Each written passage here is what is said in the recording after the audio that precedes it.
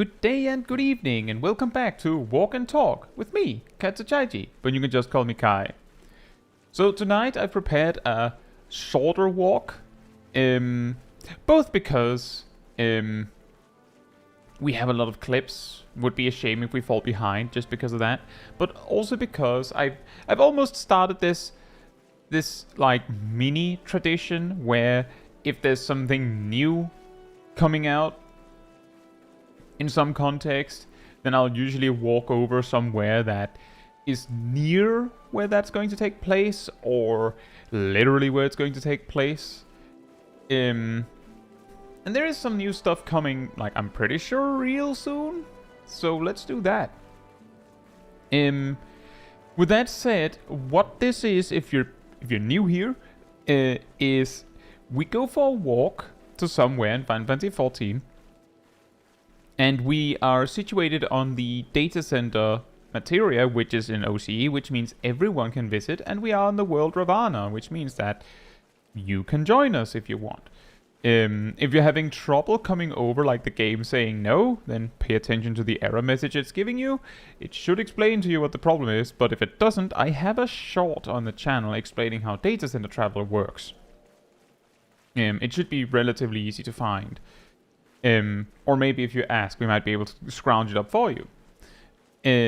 While we walk, we talk about this and that. Maybe you have a question. This is like almost like a Q&A thing as well. So if there's something you'd like to ask me or the community, this is a great place to do that.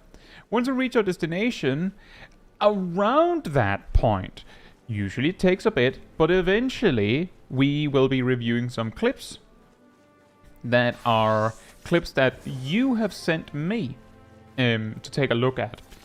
These are sent in the Discord community server in the specific clips review room. There are some guidelines on what you should do with that, but if you want me to check out your clip, that's where you do it. And it could be someone saying, I just want to share this thing that I accomplished. It could be, this weird thing happened, why did it happen? And sometimes people send like a clip of them playing the game and asking for some advice on how to do better. It could be anything, almost. But that's basically it. We go for a little walk, we have a little talk, and then we get to the destination, then we review some clips, and that's actually it.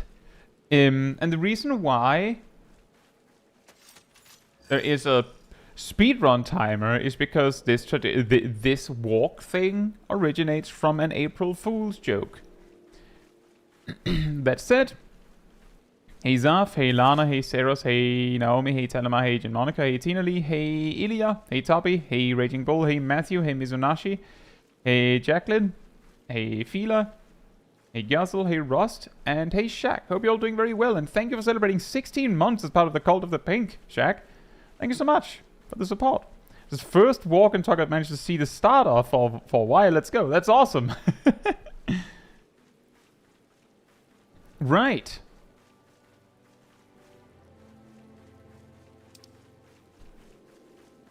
Raging Wolves had to do the silly preload of OCE servers on my game. Yeah, so the thing that makes it weird to visit the OCE data center is that if you've never visited it before and you try to do it, like just send your character over there straight, then the game will almost certainly tell you no. And the way you resolve that is by just backing out to the main menu and then choosing the OCE data center as if you already had a character there and you're going to play it, or if you're going to make one. And once it has loaded the OCE data center, you can hop back out, go back to your home data center, and then send your character, and it'll be fine. And it will also require you to do that if you haven't visited, like, I would say if you haven't visited in a bit more than 2 weeks, something like that.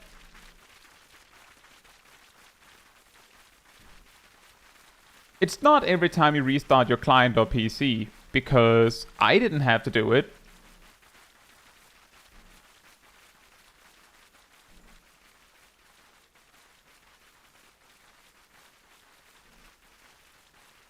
Exactly, Raging Bull. I have ran into it when when the only time I've visited is between 2 walk and talks. So that's why I'm thinking it's probably around 2 weeks, because that's conveniently exactly the distance between my walk and talks. After every maintenance, that could be, but I'm pretty sure I ran into it simply 2 weeks apart. I don't actually know. And yeah, Shaq says the same. Every walk and talk.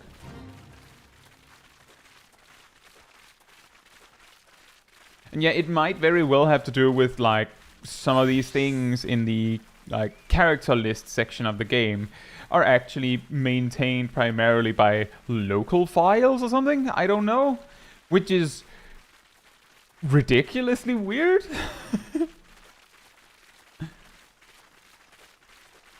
Like really strange.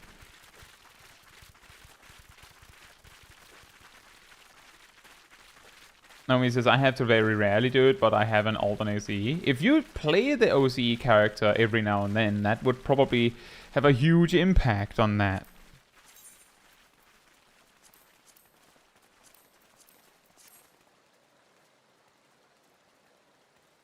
In the past, I would say months. Aside from walk and talk, the only time I've visited OCE has been there was this recent map event.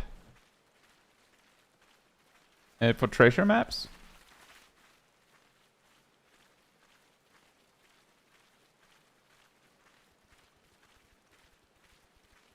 That is strange. That just because you have a character there, it's fine most of the time. Maybe it's because if you check every few weeks, that the game is like, well, it says you don't have any characters there. So that might be an error, so you have to go and check again. But because you have a character there, it's like, well, there is a character, so it's probably correct.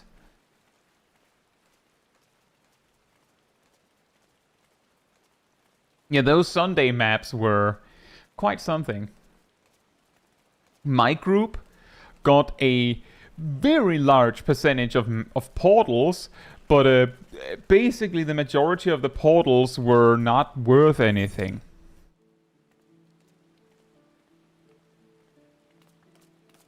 Like, there was just... didn't see the end, not very much good loot dropped, and so on.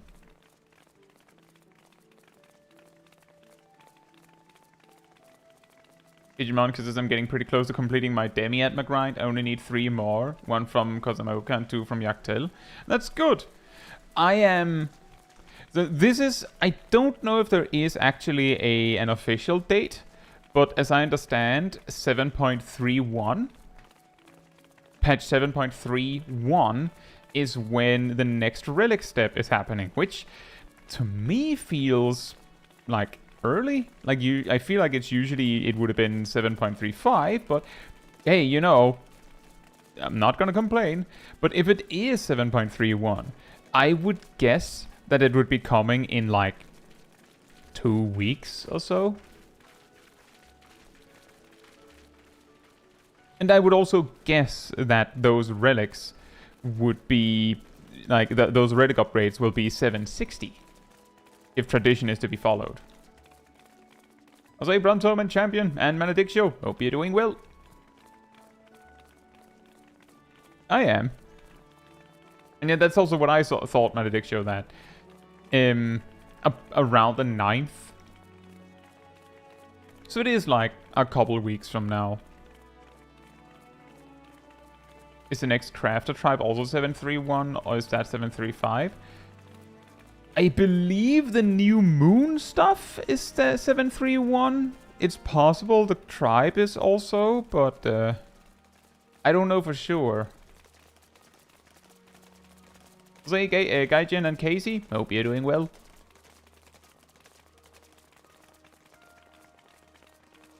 Yeah, on my end, in regards to the cosmic exploration stuff, I collected all of the relics. But I think I did it more so like for the sake of doing something there. I don't know how much cosmic exploration stuff I'll do for the next round. It gets alright. But the I'm like there is a reason why it's like if you try to look for guides on craft or gathering stuff on the channel, it's really like relatively old stuff, is because I don't really do it very much. There's also the part that most people that look for guidance on gatherer crafter stuff, don't rely on video guides. They'll just look up a text guide more often than not, because the text guide could have specific macros that you need and things like that. Whereas, you know, a video guide could have that too, but it'll just be way easier to just have the text form guide have it, right? So it basically what I'm getting at is that it's kind of like a I'm not super invested, and on top of that, the medium that I do my content in isn't the best choice, the best matchup for I didn't expect the walk to be done that fast by this, but maybe we'll take a little walk around the place if it's that quick. We'll probably talk a little bit more. I thought actually it would be longer than that. Yeah, speedrun. Also, DJ Zero Player. Hope you're doing well.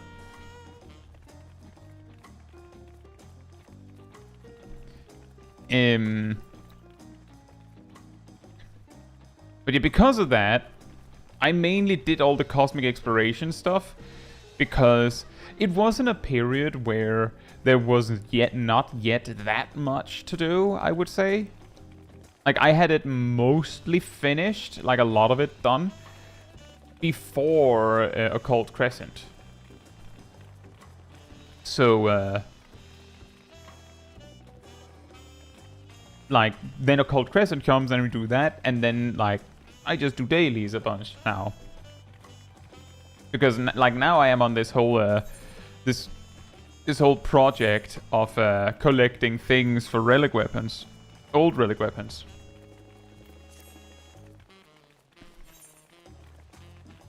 That's also why I'm carrying around random Alexander stuff. Hey Anza, hope you're doing well. So, I had considered going straight to the Phantom Village because the new relic stuff, as I mentioned, but I feel like it makes more sense to just hang out here because I believe Tuliholol is not instanced, and it's just easier here.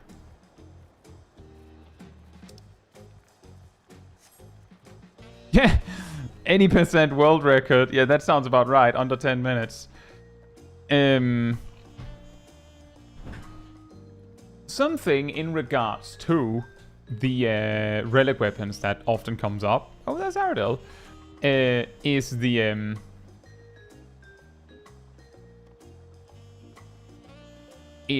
like one of the questions is like, will we be able to customize the stats, and things like that.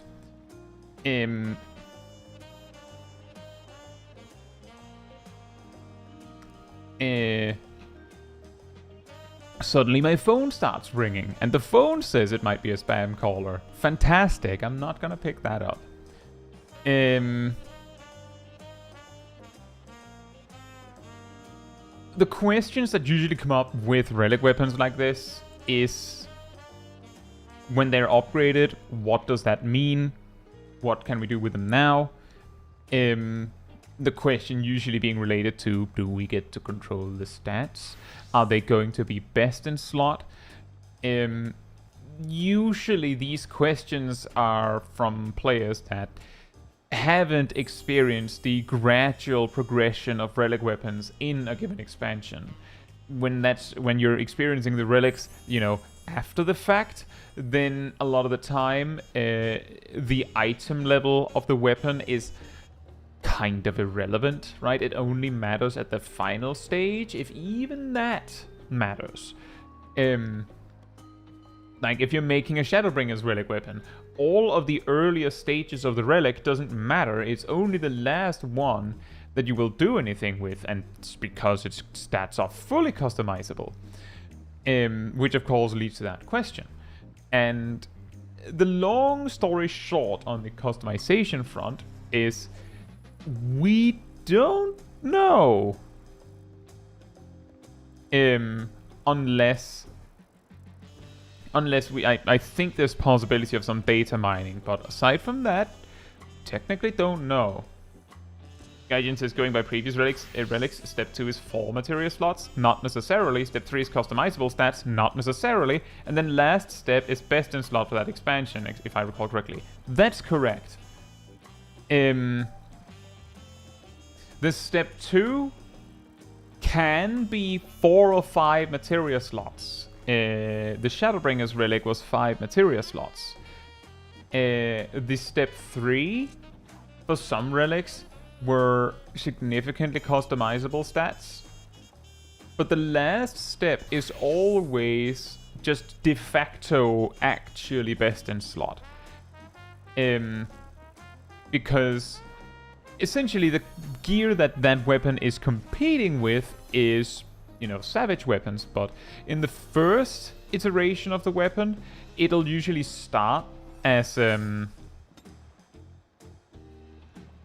it'll start at an item level where, I mean, it's better than a crafted weapon, and then the first upgrade makes it better than most weapons, but 760 as is what we're expecting, is 5 item levels less than the savage weapons. So it's obviously not best. Granted, the relic weapon will have more stats baked into it, like we can see on the relic weapons right now, is that they have 2 stats maxed out, and then also 2 materia slots. Whereas the actual savage weapons have 1 stat maxed out, and then the other one is, you know, less, and then you have 2 materia slots. So if that alone worked, then that would be fantastic. It doesn't, because 1 weapon damage is worth way more than those secondary stats. That's just the way it is. That's just end of story. That's all you have. But if you don't have a savage weapon and you don't plan on getting one, then a 760 relic weapon is actually really good. Oh, I guess we could do that too, Agent Monica, since there was new stuff there. Let me think on it for a moment. Which is to say, a kind of a problem for players that get into Savage raiding is that you will run into the awkward situation that your the best weapon you have is way better than the weapons you have for other jobs, unless you happen to collect more savage weapons. But with the relic weapons around, the power difference is so small that yes, the savage weapon is best, but the relic weapon is so close to just as good that unless you're like turbo pass mode, the relic weapon is fine. Which means that if you put on your grinding pants, don't make it weird, then you can probably get like a really good weapon for all of your jobs. And if you can do that, well, then the only limiting factor is the rest of the equipment, which, admittedly, you made it weird. Well, I specifically called out that you shouldn't make it weird. Don't make it weirder. The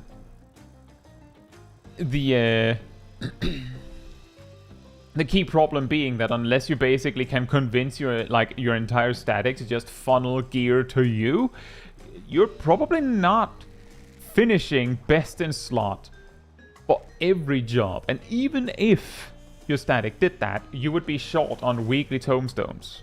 So, like, just flat out, you will have to, like, if you want the best gear, you will have to make some concessions and say, I will not play that or that job to the degree where I care about this.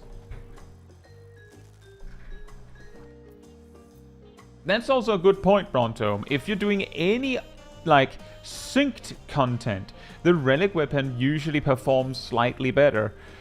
Because the materia slots don't matter, and the other advantages the savage weapon has don't apply anymore.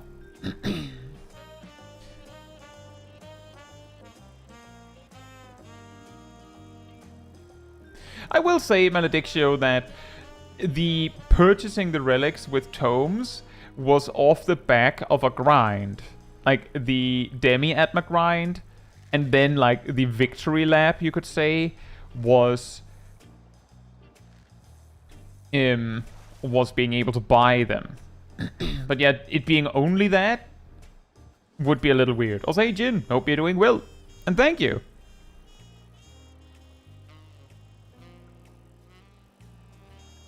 Let's see.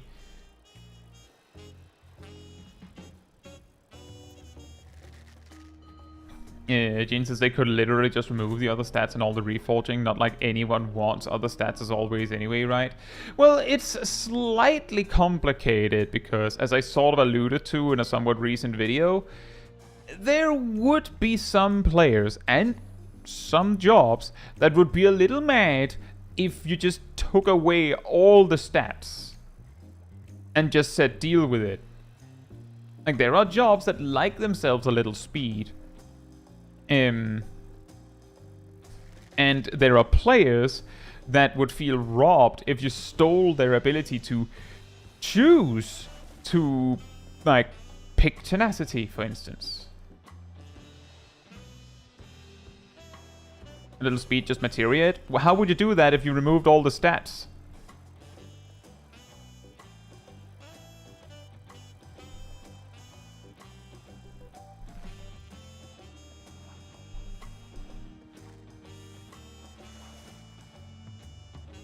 On the weapons, well, you see, that's the thing, is that the reason why it gets a little complicated to discuss what is going to happen with relic weapons this time around is that in Heavensward, A Realm Reborn, and Shadowbringers, to varying degree,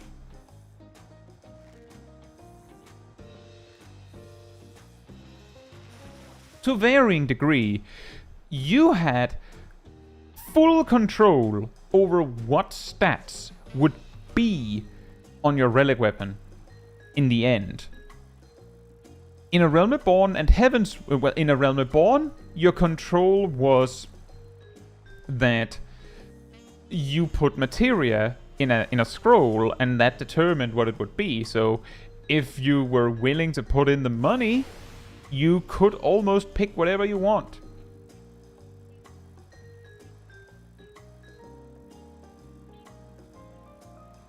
In Heavensward, you just pick the stats within reason. In Shadowbringers, you also just pick the stats. In Stormblood, technically, you have the freedom to get whatever stat line you want on your relic weapon. However, it's random. Like, it's random, which means that you can have whatever stat line you want, but it might take a while to roll the exact stat line you wanted, which was, of course, oops all crit, which is the real problem with the stats in Final Fantasy XIV. And in Endwalker, they, like, while they let you choose the distribution of your stats to some degree, they actually took away the ability to choose exactly what stats you want. doesn't matter that much. Like, when you're doing actual current content, the only context it matters that you could have, like in Shadowbringers, you could choose exactly the amount of stats you wanted, was that you could put together your whole armor set and your accessories, and then you could just punch in, you know, as much crit as possible, but only up to the final breakpoint, and then as much determination as possible, but only up to the final breakpoint, and then as much direct hit or tenacity if you're a tank as possible up to the like final breakpoint you can reach, and then like skill speed or spell speed or whatever. Like you just maximize everything and make it perfect. You couldn't do that in Endwalker to the same degree, because in Endwalker you'd only picked what stats. But to be fair, if there was no such thing as a breakpoint, then you would just go all crit, all determination, and then put whatever remains in the third stat, which is what Endwalker offered you anyway. So if they did that again with Dawntrail, it wouldn't surprise me. But just because Endwalker did this doesn't mean that Dawntrail will. And I have heard some people basically claim that that's how it'll be.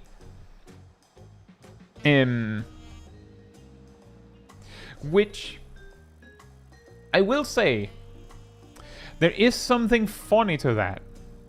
Because, as it stands, Shadowbringers relics are best in slot for basically all content below, like from Stormblood or older, with the express exception that content that doesn't sync you to a specific item level in a given expansion, so, you know, like maybe a level 70 dungeon near the end of the expansion, or level 60 dungeon near the end of expansion, or level 50 dungeon near the end of expansion or something.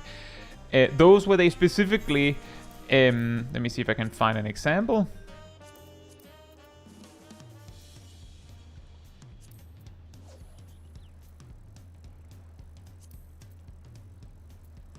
He could not find an example. No, wait, this will work. I think I might have looked at it wrong. Because it doesn't say any syncing at all. It means that your item level sync will be whatever was essentially the highest attainable, quote unquote. Because as far as the game is concerned, the highest attainable item level on equipment at level 50, for instance, is 130. Because that's true for armor and accessories. But weapons can be 135. But if you bring a weapon that is higher than 135 to a level 50 duty that doesn't sync anything, then they will sync it to 130. However, if you bring a weapon that is higher than 130, but requires a level or anything higher than 50, then it'll get synced to 130. However, if you bring an actual item level 135 weapon that requires level 50 to such a duty, they'll just let you have it. You will just get to use a 135 weapon. Which means that technically, in that very specific situation, you gain those 5 item levels, just extra for free by using the appropriately item leveled gear, or appropriate level gear. The problem, of course, being, I believe all level 50, 60, and 70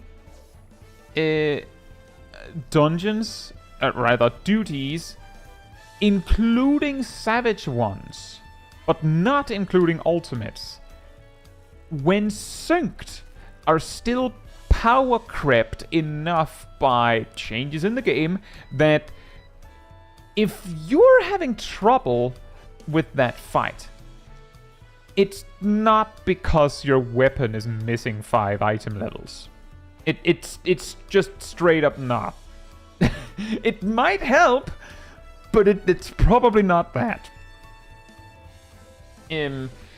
But the ultimates in Stormblood specifically also sync item levels, which means that the reason why you would want to use a Shadowbringer's Relic has nothing to do with the, well, highest item level, and has everything to do with the fact that Shadowbringer's Relic weapons have so many stats on them that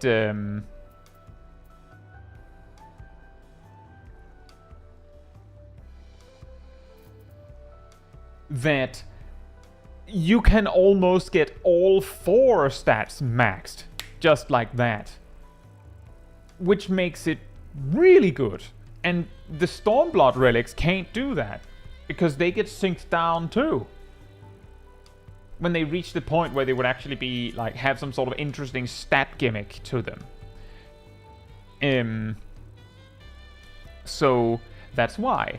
And the reason why I'm saying this would be kind of interesting is because this means that the Shadowbringer's relics are basically best in slot for all content older than Shadowbringers. But Shadowbringer's relics are pretty involved to acquire and max out. Meanwhile, the Endwalker relic weapons are kinda free, but they're not best in slot for that. And if they make the Dawntrail relic weapons the same in that regard, then it'll mean that if you want to optimize old content in some way, you'll go down this strange rabbit hole of, oh yeah, you need this specific relic from this particular expansion from like 6 years ago. It'll eventually be. Because like if they never add that option again, I would say, and I think I saw some comments saying the same just now, that I think both A Realm Reborn and Heavensward made the approach to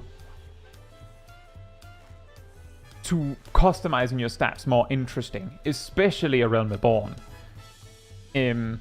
Although they made it interesting in such an involved way where it would be extremely annoying to change the stats later.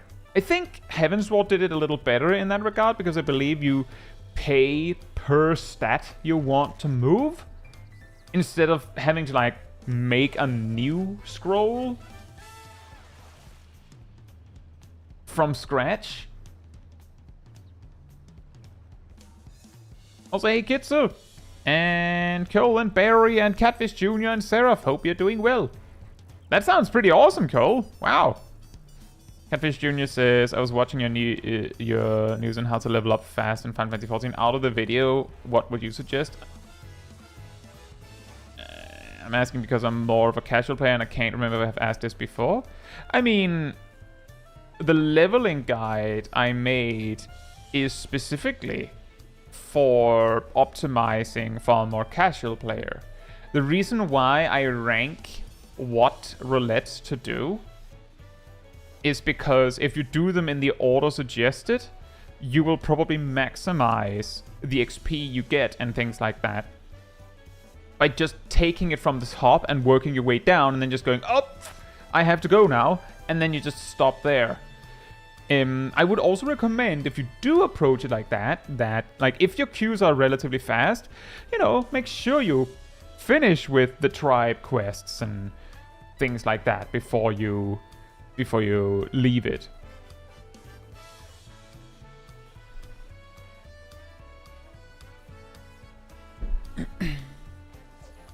Barry says, making my way through Endborg and just did the Dark Inside. That's awesome.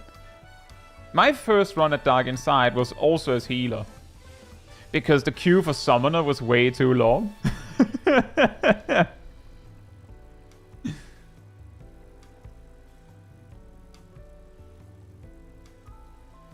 Ransom says, I will say some of the relic substats were interesting this go around. Of the tanks, Paladin had the ones you wanted, and others were just weird tenacity, spell speed, or dead. I'm assuming you mean skill speed. I believe it's only the Gunbreaker relic that actually has skill speed on it. And then Warrior is the weird one with tenacity on it. Hey, Falco. Hope you're doing well. I did the first Endwalker trial as healer because the DPS queue was extremely long. Then I did the second one with I did it as DPS. And then the third one I did as healer because the queue was too long. Hey Mazd, hope you're doing well. And Stinger up, hope you're doing well as well.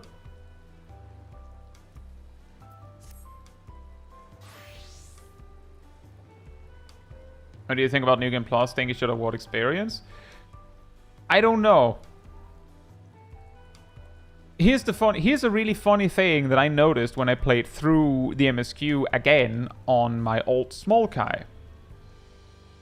Is if you actually, the best way for you to follow what I'm saying here is, well, to be fair, False Geek, the walk was extremely short, but you can come over and hang out.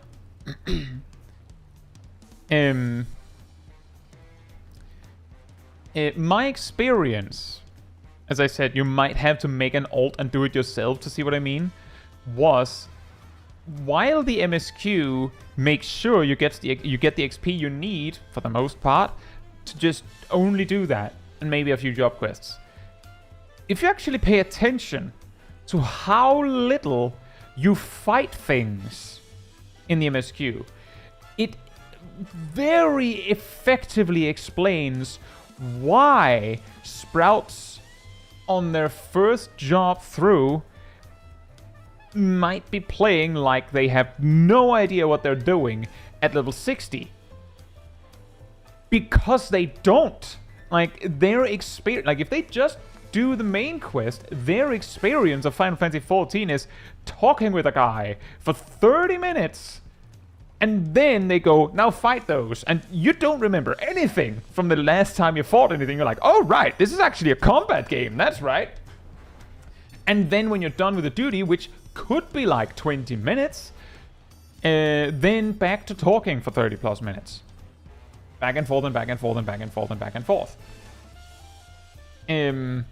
Like, when I went through the Dawntrail MSQ, like, it's not quite the same, right? Because, like, that's, like, level 90. But if I remember correctly, like, when I did the Dawntrail MSQ, like, the leveling one on stream. I don't have to remember that correctly. I know that I did that. If I remember correctly, we were, like, 2 or 3 hours into the MSQ when they asked me to kill, like, 4 guys that were killed with, like, 2 or 3 spellcasts. It would have been very convenient if my Black Mage didn't have a timer at that point, because then I would have just been walking around in Umbral Ice for, I don't know, an additional hour or something before we actually got to Ihokatsumu. If not 2 hours.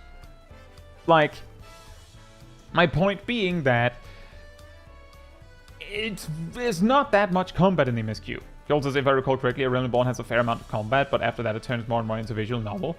You're right, but there is still the part that most of the open world fights you need to deal with are hit a guy 3 times.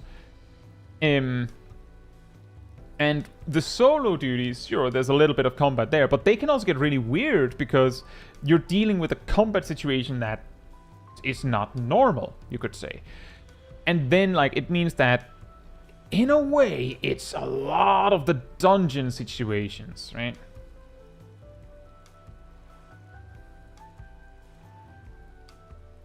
And because there's so much talking in between, like, I'm just saying, if you're level 90 and you're doing the Dawntrail MSQ, then hopefully you have already, like, memorized and understood your rotation at that point. You're not going to like lose grip on that because you're doing MSQ for 3 hours. You'll probably still be able to follow that. But if you're completely new to the game, I don't know what a good example is. Imagine, just completely random example. Dark Souls has you like starts you off with like very simple, like this is how you swing your weapon, this is how you block, this is how you dodge, this is how you sprint. Good luck. And like through that tutorial, they typically just throw an enemy at you. Like, here's how you swing your weapon, here's a guy, how convenient. Here's how you dodge, here's an enemy, how convenient. Here's how you block, here's an enemy, how convenient.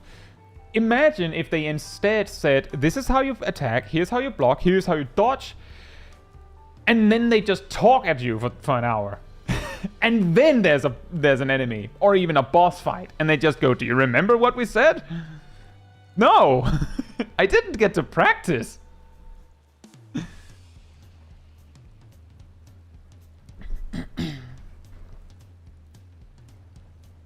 Jose Nimryu, hope you're doing well. Marco says Just Drive Haze said something about this issue, not about 14 exactly, that games should do these story integrated tutorials more. Yes. I have also talked about that a little bit, that a lot of the time, if I bring up an issue with Final Fantasy XIV teaching something, the main excuses or reasonings that people can come up with against it is, yeah, but the Hall of the Novice is right there, and it does teach it. But counterpoint, it teaches it terribly badly. Sometimes it just doesn't teach it. Like it teaches you something pointless instead. And then the next point, Barry says, is Hall of the Novice mandatory? It is not. Also a very important point. How can we assume people have done it? The only reason you would do it is if someone let you know that it gives you actually good level 15 gear, including a ring that legitimately can be the best you have until level 50, because A Realm Reborn is mega stingy with accessories, like crazy stingy. So like if it just led with like, when you meet the smith the first time, if he just had like a huge pop-up go like, you'll get this if you do it, and it just shows the brand new ring, a lot more people would do it, because that's the reason you do it. But the problem there is that most of the Hall of the Novice tutorials can be done by accident, if that makes any sense. For instance, there is a tank AoE aggro tutorial that you can beat without using your tank stance and while only using your step 1 combo, not your AoE. You can do it. I've done it. It's harder than using your tank stance and AoE, but the point is that someone could actually go through that and be like, that's weird, and then just not learn anything. The tutorial that teaches healers to, you know, keep the tank alive, the teacher does say, oh yeah, by the way, if the tank is fine, maybe attack a bit if you spam heals on the tank while they're full. But he says that in a text pop-up that you're probably not reading, because some of the other text pop-ups that popped up was just, you know, him talking.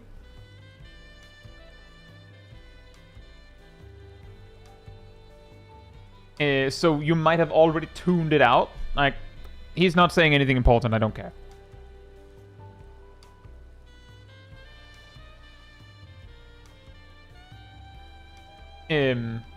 So the whole Hall of the Novice doesn't really, like, as it is right now, it doesn't really work as a solution. And if I start going into more complicated things, like considering how crucial to the game's job design GZDs and weaving is, why does the game never mention it? Like, I'm not saying that they have to explain it in greater detail, but the game doesn't even mention it. It just acts like it's obvious, I guess. Or like it acts like it doesn't exist, even though it does. And some jobs, Viper, are designed around the assumption that you know.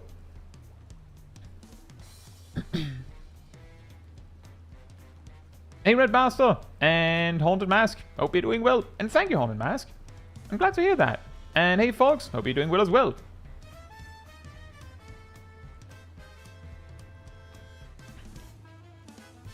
Gazel says, counter-argument, showing the ring won't help much because many people don't read tooltips. Look, let me put it like this. Oh, you don't have the ring on me.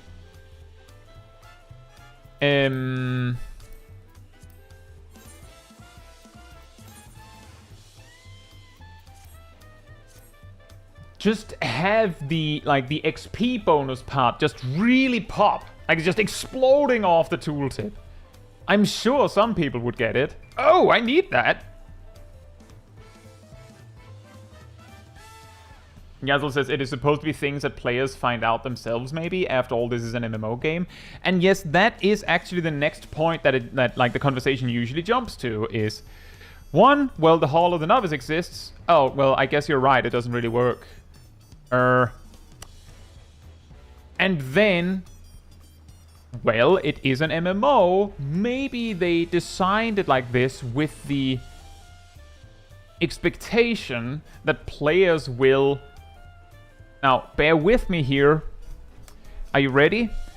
Talk with each other and teach each other these things with words and human interaction.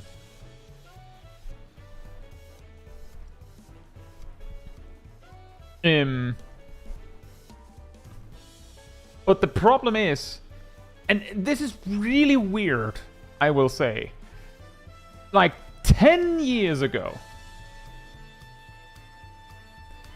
that might have actually seemed perfectly normal. To just assume that players will like communicate with each other and be like, well, how do you do it? Oh, I'll do it like this. Oh, I do it like this. But some years ago, people got so good at optimizing in games that there is no need to talk with anyone at all. You just Google it. Done. Or maybe you don't Google it. Maybe you actually have to like Google a specific Discord server and there it is, which is, by the way, like that's also like an awkward situation. But hey, at least that might actually mean you have to talk with someone. Wouldn't that be crazy? But point is, the assumption that you would talk with anyone is dangerous for the game because, and that leads a little bit back to the Just Drive Haze thing. Maybe I will give up on the stupid convoluted game that doesn't explain itself before I consider talking with anyone. There's also the part that a lot of like perpetually online people have. I'm not making fun of anyone in this. I'm just observation, right? Lots of people that are online a lot get very used to the idea that talking to other people that you don't know is annoying to them and you're wasting their time. Which means that a lot of players, and I would say MMOs are better at targeting these kinds of players, will be afraid of talking with other people and asking such a question. So it kind of falls to the floor there too, right?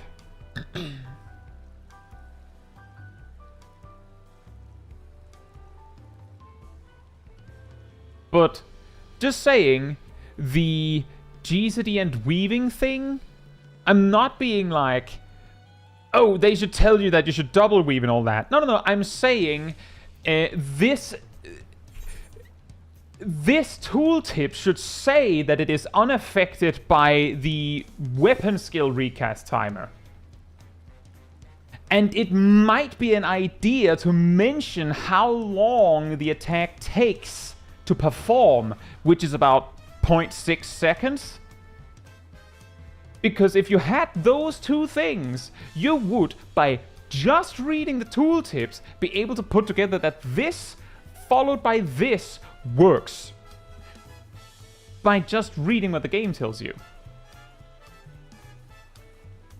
That could also be a Hall of the Novice thing, exactly, Domokari. In fact, the reason why I think the Viper tutorial is disappointing is because when it gets to the part where it's trying to teach you how Death Rattle works, and Last Lash works, and Twin Fang Bite and Twin Blood Bite works and such, they just go, use them a bunch of times. They don't go like use them within a really short time frame after the GZD that produced them or something. Like, I could see how that could be awkward if your latency is bad, but you know, you could go 1, 2, 3, take a nap, and then Death Rattle, because Death Rattle actually doesn't have a run-out timer. You can carry it for minutes as long as you don't do anything else. But they don't even try to explain to you how it works, or that's at least how it felt. But yeah, basically what I'm getting at is I'm not being like the game should explain all the complexities of the game to you. I'm just saying these tooltips could include some information that are basically there. Like, in a way, all actions in Final Fantasy XIV has a cast time. So say it. Say that.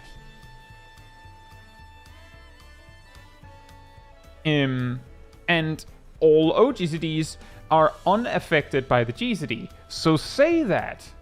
Just say it on the tooltip. Unaffected by the weapon skill recast timer. Or they could, of course, also introduce a specific word to refer to the GCD instead of just putting a cooldown on it and then just assuming that you know that that cooldown is not the same as that cooldown. Like, I'm just saying, it could be better at teaching new players how the game works.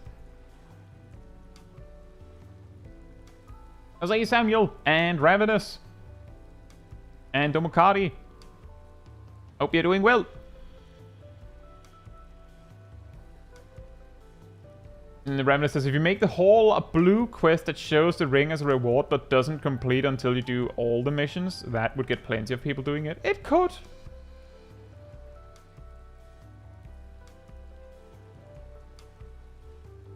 Yazzle says, to be honest, my first expectation was look them up online before talk to each other. Probably not a good example, but example given, Pokemon has many things in the game that it doesn't directly teach you and so on. A key difference, Gazel, between Pokemon games and Final Fantasy XIV is Pokemon games, the mainline ones, can be beaten without understanding any of those things, and are single-player games. Which means you not knowing these things has zero bearing on anyone else's experience. The exception to that is that I know there are some like minor events in some of these games where you're working together with other players, but I would say those I have seen cases where someone has made like a build that can carry it, so like people have found ways to play around it. But basically what I'm getting at is a single player game can much better overcome this problem, because in a single player game you can just be like, well, you're not progressing until you figure it out, or you look it up, or you ask someone. In Final Fantasy XIV, if you don't get it, you might hypothetically just be sandbagging in your teams and just playing extremely poorly. Is that a problem? No. not really. It's okay to be bad at a game. That's not illegal. But if the reason you're bad is because the game didn't even try to explain it to you, that I think is a problem. And also circles back to that thing about the Just Drive Haze thing about like built-in tutorials. And I have said this myself as well. It's complicated because if you make a a lot of the problems with tutorials is that exactly, Gazel.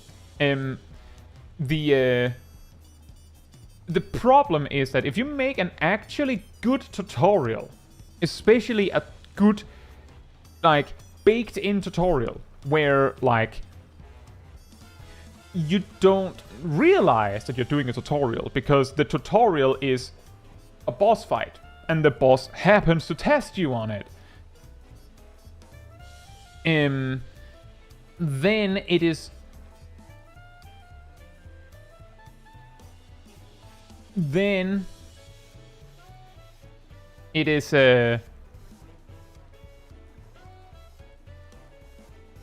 it would be prudent for that fight to be unwinnable without you learning that thing that it is teaching you.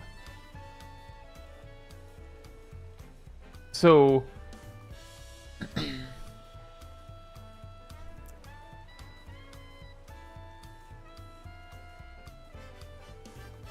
what's a good example?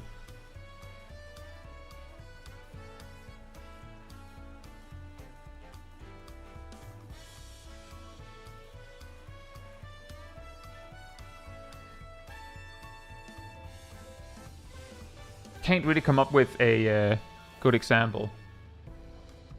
Say, Aria, hope you're doing well. Yeah, I don't know if it's jittering. But yeah, the big problem is exactly what you said, Frauko. Because Final Fantasy XIV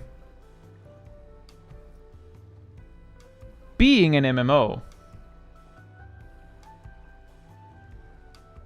and, you know, being big game company game would probably want as many customers as possible. We can probably all agree on that. No argument there.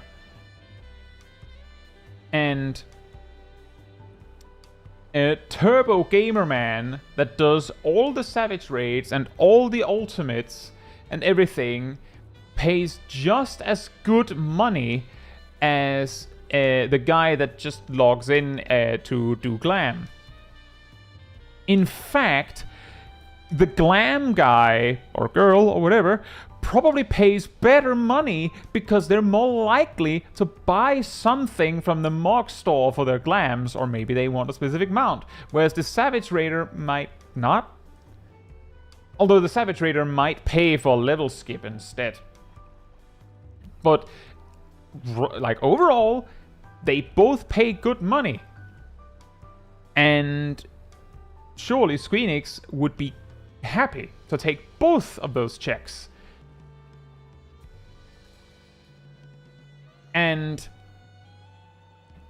once we accept that fact, it kind of makes sense that any tutorial that could prevent a new player from playing the game would be considered a bad idea for business.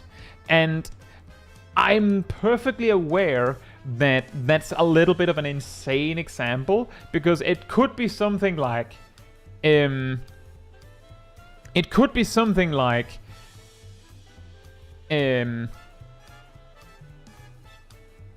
first of all, Hall of the Novice being mandatory, but then the Hall of the Novice being updated to teach you specific things.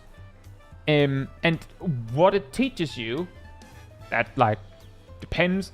Let's say for the sake of example, that they added a keeping up your momentum test, where you basically need to keep the GCD spinning. So if you don't use a GCD every X amount of seconds, not every 2.5 seconds, but, you know, within reason, then for a certain period of time, then you will fail and get sent back to the start, and you have to try again until you get it right. And you might say, that's not fair, but hilariously, tanks and only tanks actually have a tutorial on how to do combos, like weapon skill combos. And if you goof it up too many times, they will actually grab you and put you back at the start. As in, they will reset your progress and go try again until you get it right. So it's not entirely unreasonable to suggest something like that. But you could have a player with money who doesn't get that. Like the GCD thing. Like the ABC thing. And just get stuck on that. I don't know how, but that player also has money. And if we take inclusivity of players for the sake of, you know, cash, to that extreme, then basically all content in the game has to be beatable, at least the main quest related stuff. And so the large majority of content has to be beatable with potentially someone straight up sandbagging it. Potentially, which is concerning to consider.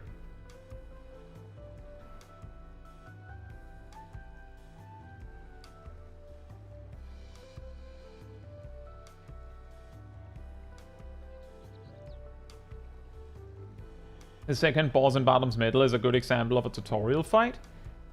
In a way, they could have fights like that.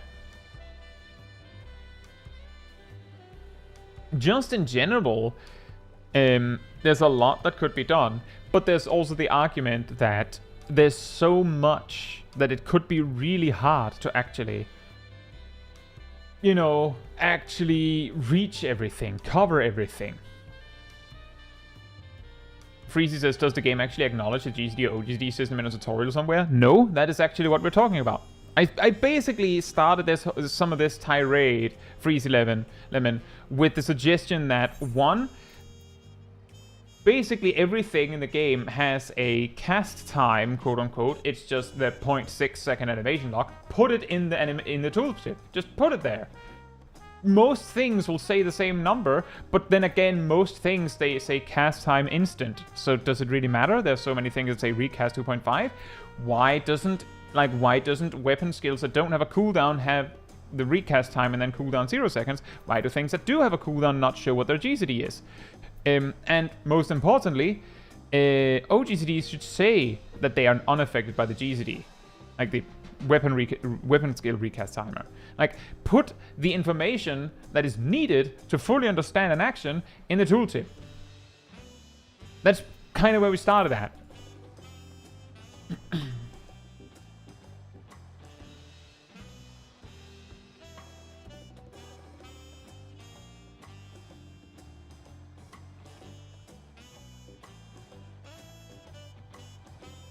Talema says, if you use duty support, does the encounter fail if the player fails twice? If you're in a duty support fight and you die, then it fades to black and puts you back at the start. Like, basically just wipes you like that. Which suggests that duty support, in a way, is the hard mode. Because you're alone. In trials, like duty support trials, I believe they give you multiple lives. Oh, for Bottom's Middle? I don't know. For that one, I don't know.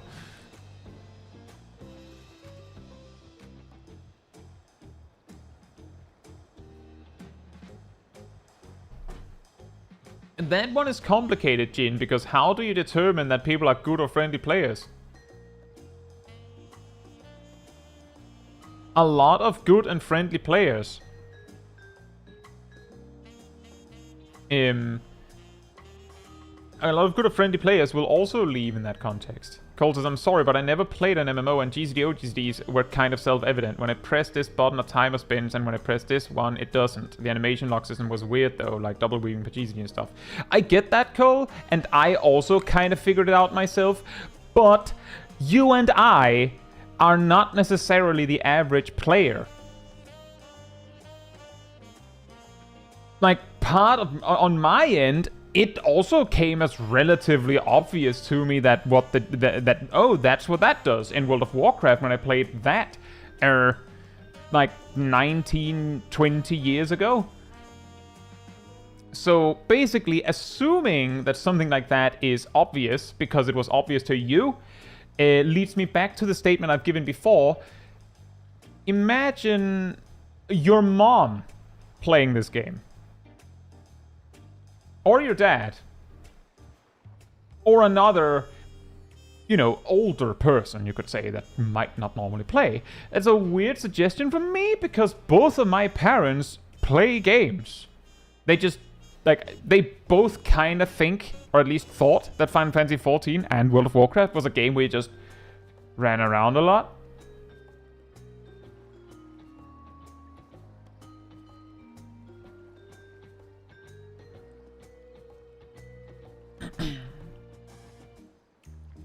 And essentially, by trying to like move this frame of reference by going, what if I imagine someone that wasn't me do it?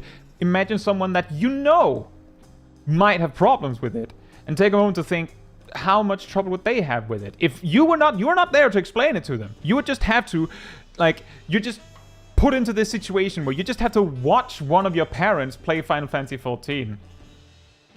And then ask yourself, how long would it take for them to understand the GCD and OGCD? He also says, what games do your parents play? My dad loves the old Doom, and he's really good at racing games. And he also played Red Alert, Command & Conquer, for PlayStation 1 many, many years ago. He's really good at that. My mom is really good at Farmville and Candy Crush. She's actually really good, but she had to quit both because she gets a little too into it. She also played some old, like, adventure platformers and stuff on the PS1 back then. And when I was little, both of my parents would participate in Crash Team Racing and would both participate in playing Quake on the PlayStation. So, yeah. So when I say, imagine one of your parents do this, I'm not, like, assuming that your parent is, like, complete turbo garbage. Because my parents would probably be able to figure it out too, but they would probably have a lot harder a time with it than me.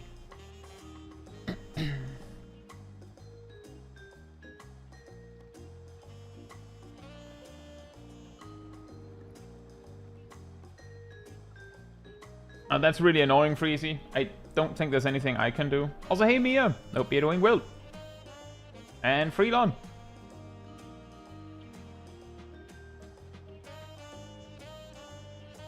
But yeah, basically my point is that even if something seems completely obvious and seems absurd for someone to suggest that the game needs to explain that to you, that might be because your frame of reference means that it's pretty obvious. It just works.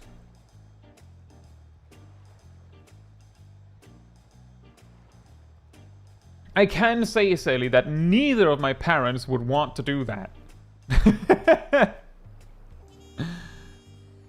Absolutely not. My mom hates being on camera at all, and I do not think my dad has the patience.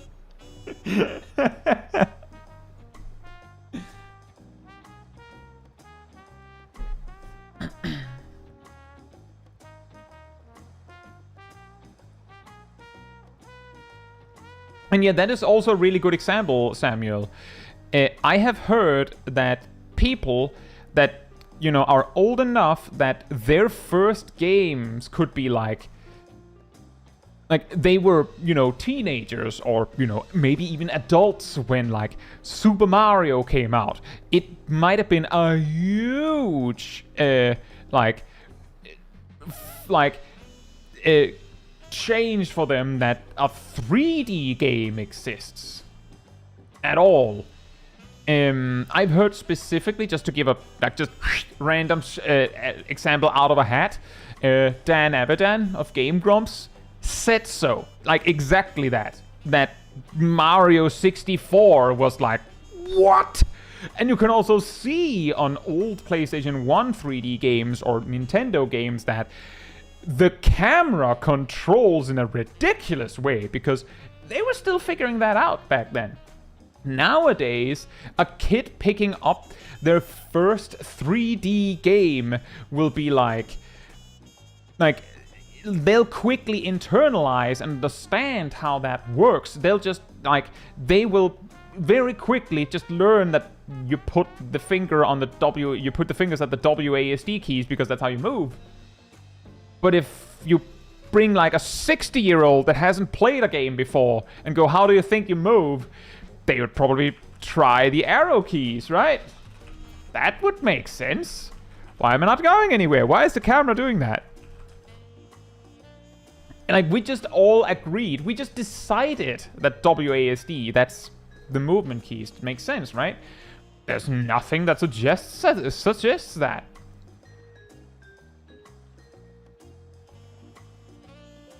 But everyone can learn it. It's just a matter of learning it.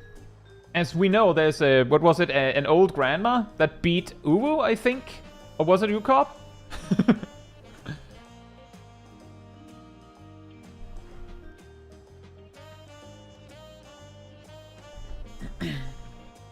And basically, if you grew up with these things, and like, if you grew up with this being normal, then you would probably pick up the quirks and weirdness of Final Fantasy XIV really quickly. And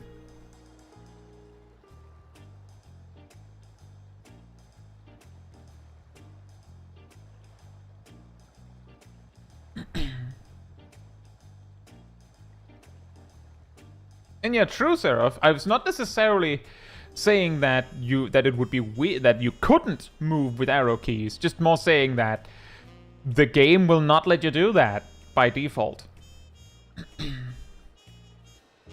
And yeah, essentially, what we're like slowly moving towards here is kind of what Redmaster says. And is also like, sometimes when I point out particularly weird things some players might do in my videos, or assume people are, like, suggest that some players are exceptionally bad in Final Fantasy XIV, some players will be like, why are you making up this straw man of these garbage players that don't know this? Meanwhile, like, if you just go through my Mentor Roulette catalog, you'll be like, there's one, there's one, there's one, there's one, there's one, there's one, there's one. It's just a matter of realizing that these people exist. And it's not a problem. It's just that if I suggest this might make the learning experience of picking up this game better, and then you go, I didn't need that, I figured it out myself, hence it is unnecessary, then you're part of the problem.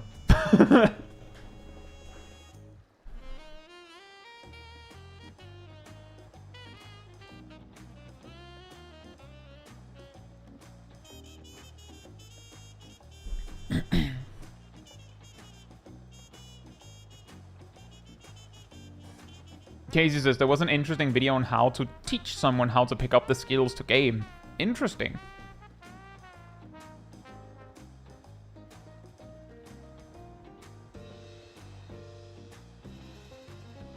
You could make a bingo card each time doing a Mentor Roulette.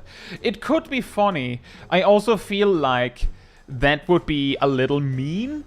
It would really make it, it would make it almost like you start like looking for those problems. I feel like that's not the right message.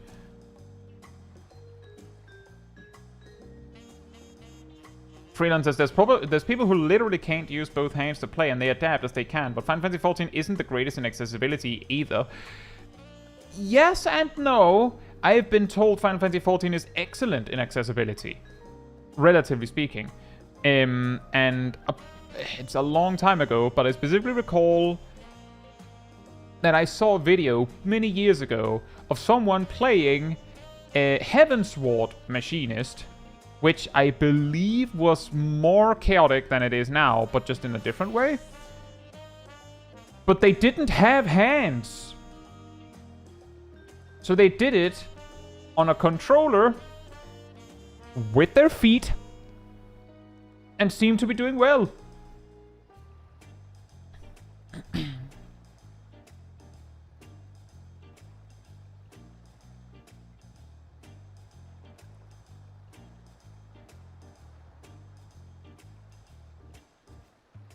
See, the thing is, Jin,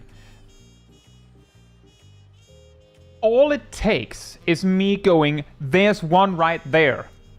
Because a lot of the time, people will be like, you're making this up. These kind of players don't exist. I'm a mathematician.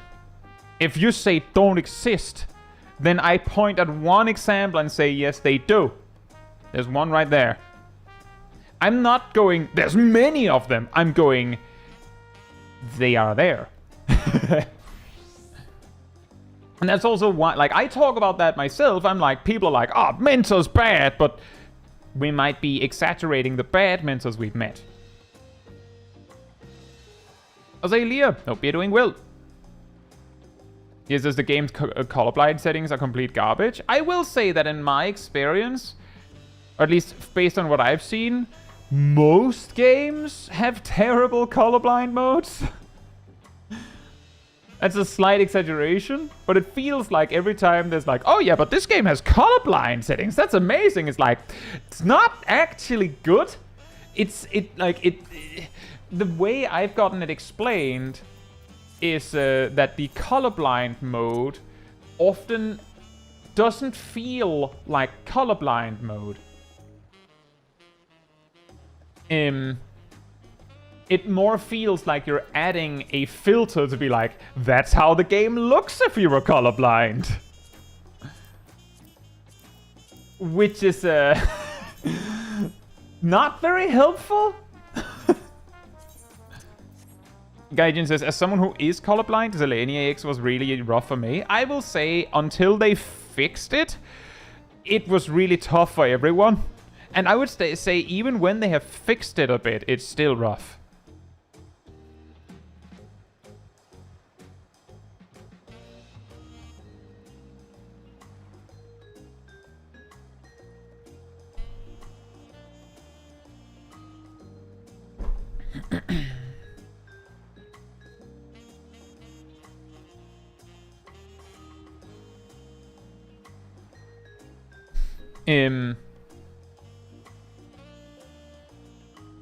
Gav says you have to point at 2 examples in order to say, ah, look, Gazel, I said I was a mathematician, not an English major.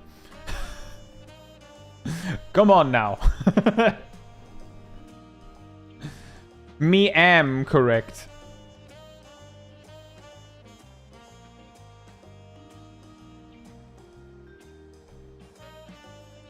There's actually a lot of places where I think I goof up is and are. But most people don't even comment on it or don't notice.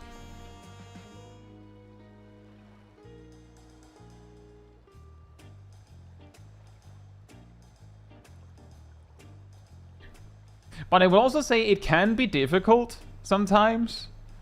Because you might... Like, I don't know. You might need a professional to know where the colorblind mode works. It's actually good. I mean, somewhere like Square Enix probably has the money to do that, I guess.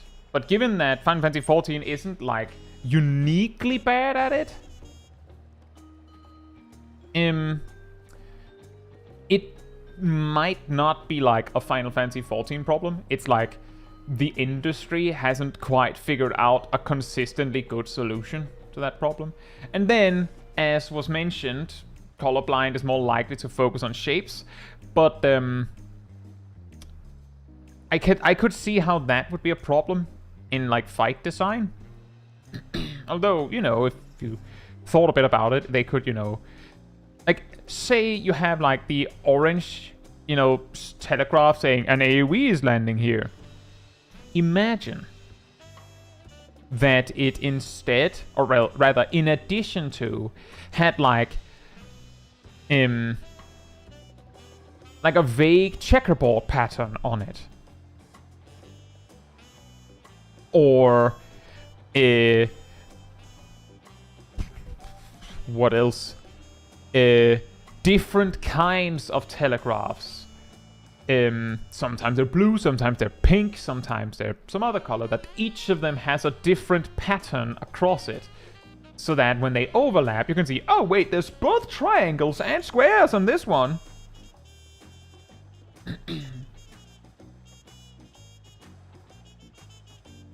And yeah, if you could just choose a different color for the base telegraph would be nice. But the big problem, of course, there, or I don't know if it's big problem, but a problem there is sometimes the fight designer just chooses that they're gonna use pink telegraphs for that one.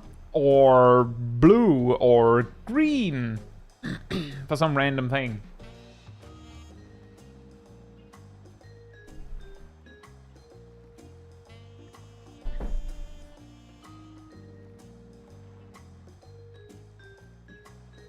But yeah, long story short, there's like, in addition to the other stuff that I mentioned in a recent video, there's a lot of other things that the game could do better or could work on. But I will also say,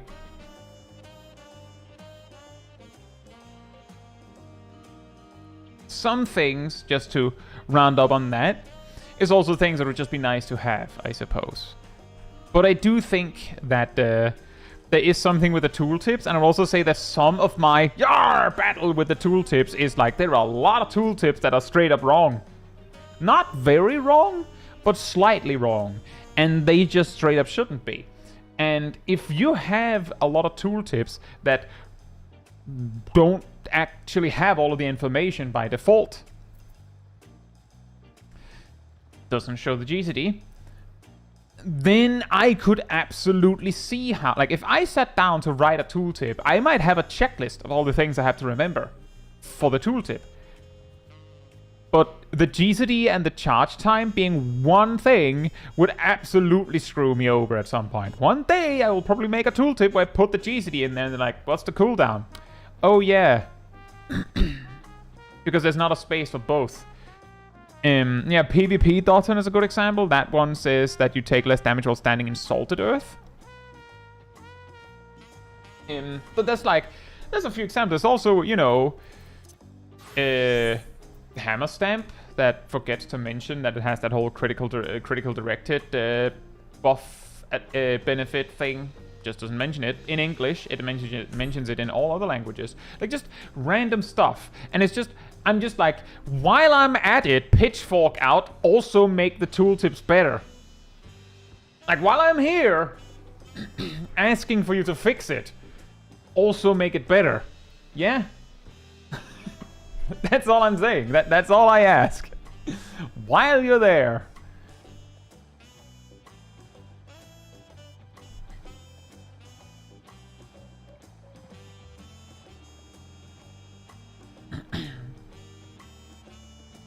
And yeah, that is also a good point, Leah.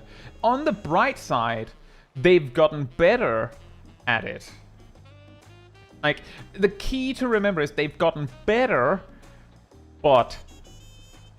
And by which I mean,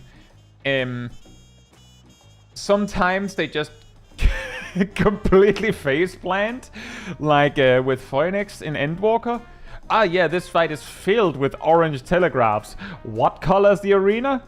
Also orange? Fantastic! That'll be great!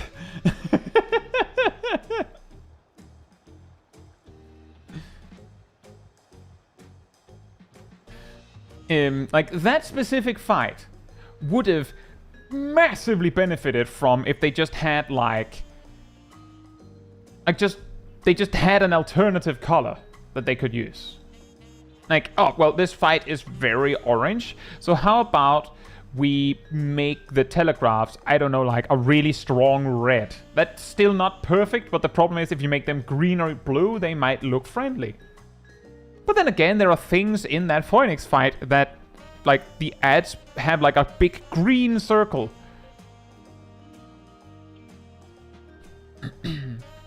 Jins is just straight up that people choose. The reason why I'm like suggesting that they just do it right instead of giving the player the problem is that in a fight, it is possible in a single fight to meet the orange telegraph, the blue ice spread marker, the pink spread marker, and the green spread marker in the same fight, and they could be appearing simultaneously. So if you give the player the choice, then you've basically just gone, I don't want to fix it. However, if you go, we need this fight to have very obvious and easy to see colors, then Phoenix would never have gone out the door with orange telegraphs. Not a single one, because it...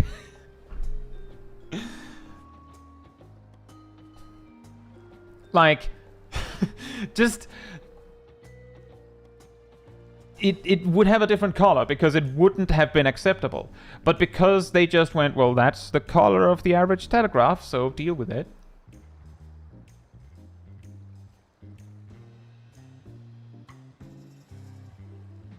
And also that, Leah, if you let the player choose, they might just, like, if you let the player choose, then it basically means you pull Phoenix and you're like, I can't see anything, and then you have to figure out what color works. And I could almost imagine that there would be some players being like, but I like it being orange. I don't want to change it. And it would be better if they just figured out the colors that work.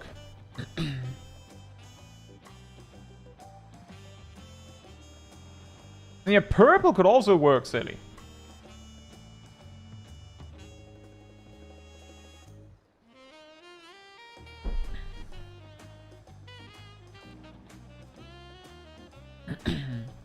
I know we've also talked about that before, Gazel, the putting the animation lock thing in the tooltip.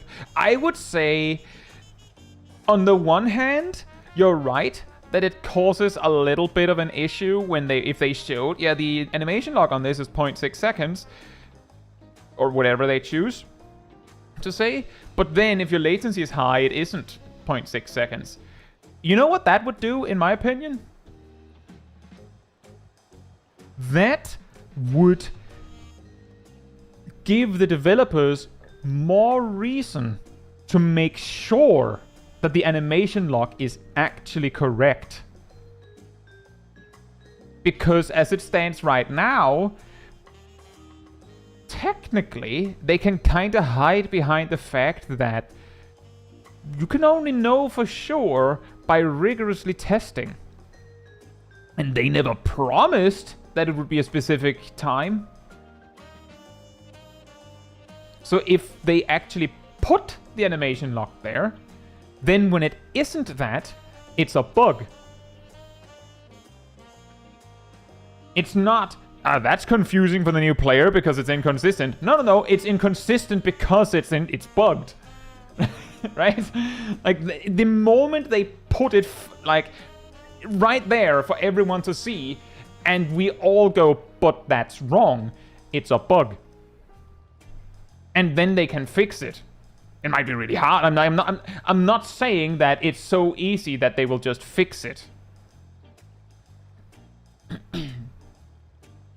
But I am saying that when it is, like, it isn't there, which is confusing for new players. If it was there, we would at least have that. Yeah, they did, Brontome. They fixed it in 7.1. They, like, basically, I put out my video, like, one day later, they acknowledged, like, right, basically, the next day, they acknowledged that it existed. And that they would fix it in the next major, which was 7.1.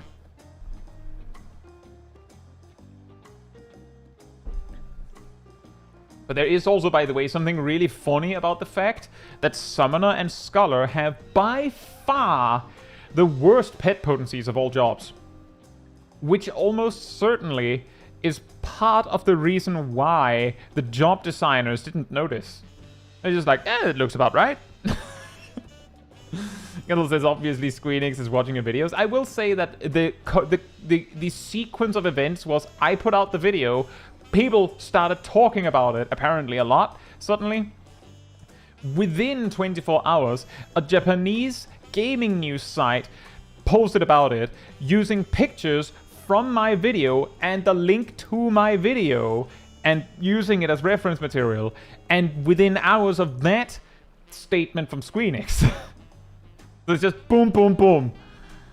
So it was probably not my video they saw. It was probably, oh, it's in the news that our game is bugged.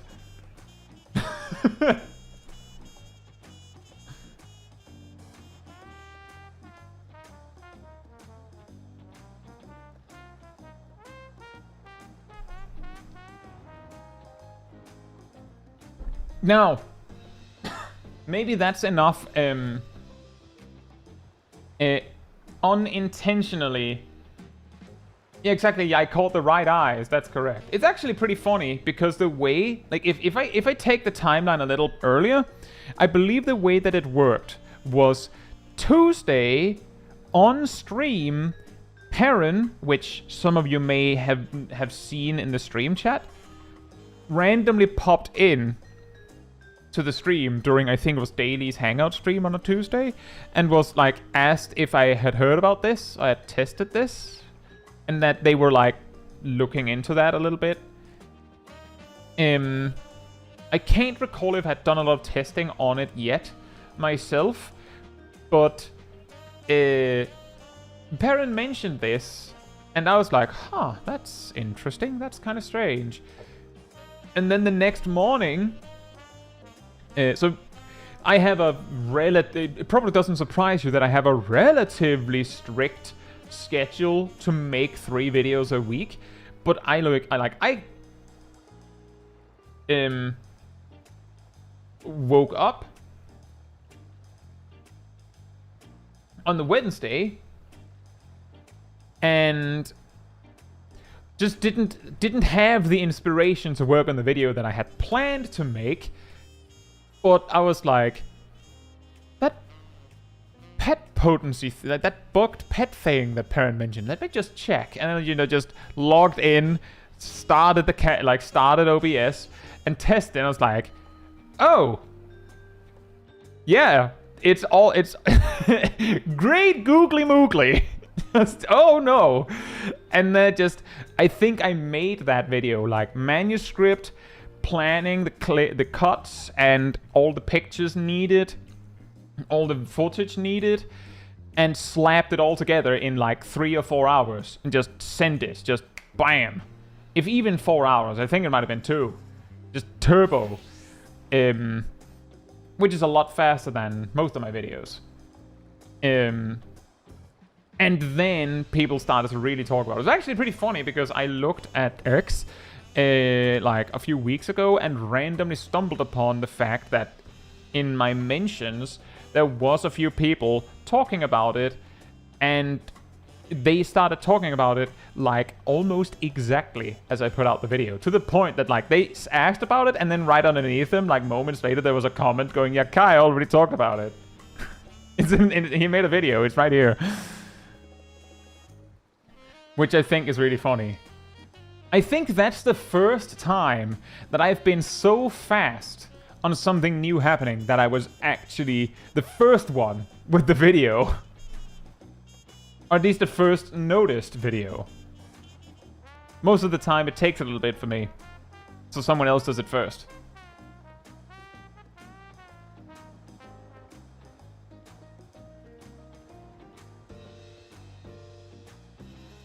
You know, the weirdest thing about that scouting thing with spell speed on it is that if it had been on like Paladin, like, you know, fending, then it maybe, maybe. But on scouting, I mean, technically, spell speed increases the damage of Doton. But I don't recommend melding spell speed for that. Just cards on the table. Don't recommend spell speed, Ninja. It's probably not that good.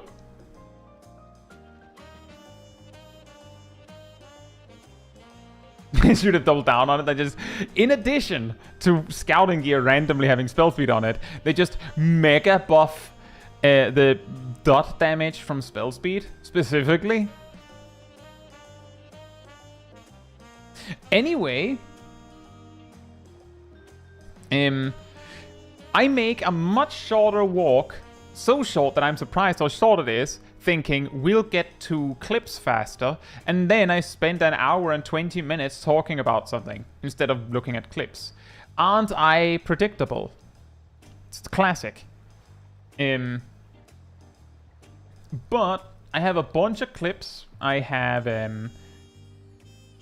some, I have a clip from Nox, a clip from Zaf, a clip from Nilo, a clip from Guzzle, a clip from Agent Monica, a clip from Cole, actually, a clip from Tail Gavin, and a clip from Raging Bull. I also have 2 not YouTube clips, one from Z and one from Dawntrail, but I don't actually know if I have the one from Z. I might have it. I do have the one from Dawntrail. But if you are in the chat, let me know you're here.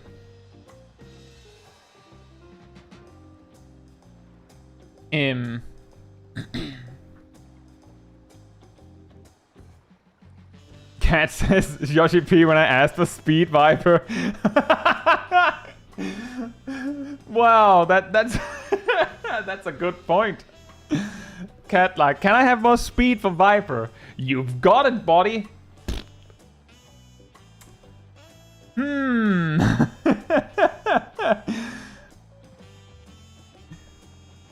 Zav got a 3-line Wondrous Tales. Finally! Notice it has a cutscene.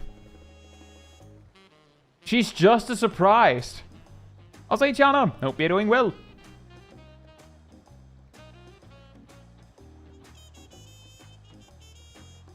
Also, while I give people a chance to actually make sure that they are alive in the chat for the clips, it does help me a lot if you leave a like on the stream while it is going. You know, tell the algorithm this is an enjoyable stream, like other people enjoy it as well. So thanks so much in advance.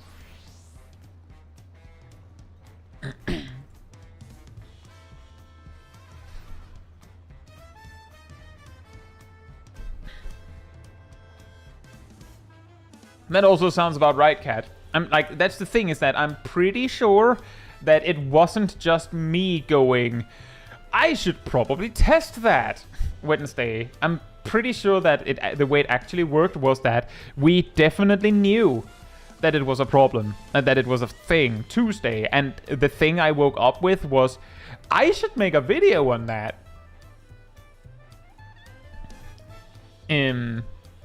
Which would explain it if you specifically tested it.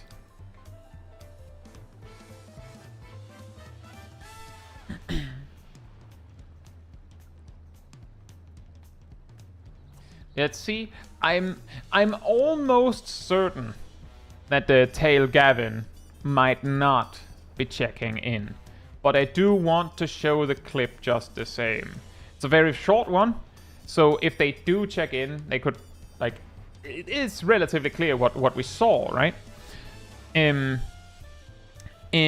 context of it is, in a mentor roulette stream, I got Copperbell Mines, and I did the 2 side rooms one by one, because if you try to pull both, what often happens is that the other one just resets in your attempt. But Tail Gavin came in like, why? It's really easy to pull both. Enter demonstration. Also that 900,000 unsynced HP.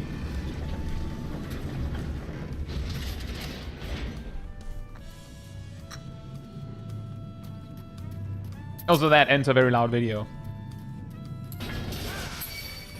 That still works. The 2 other mobs that aren't dead.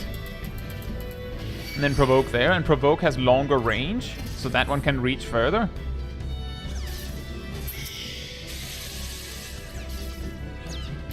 There you go.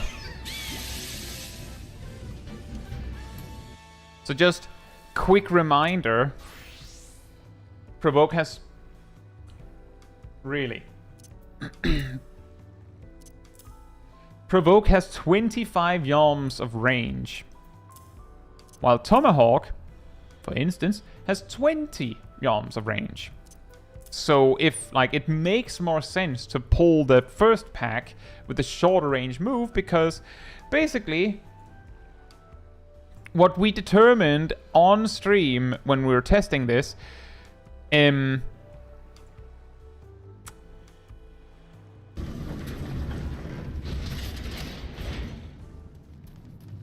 if you run past around this point while you have the East pack with you, they will...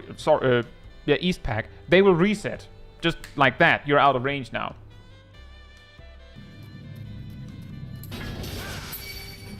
Possibly. They might also only reset when they pass that point themselves, but generally you don't want to go that far down the tunnel. Meanwhile, the West pack will reset when they get to around there. So you really don't want to be in the tunnels when you do this. Exactly, Cole. Copperbell Mines Opti content.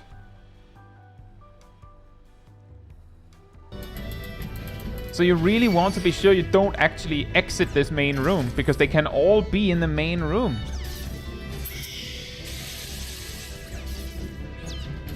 And that's also an option, Freezy. You could also just kill the designated one and just run away. That's also an option. But yeah, I just wanted to show this because, like, we specifically made a little bit of a meal out of it on the stream because, you know, Tail was very, very confident for good reason, and I was reasonably confident that it didn't work. I went back into the duty just to test it, and, you know, before I went, you know, I was like, well, you know, one of us will be proven right before I test it and demonstrate it live on stream. And Tail was proven right. And I said, fair enough. And I'll probably do this when I do Copperville Mines in the future. Because this is faster. Oh yeah, Cole is here.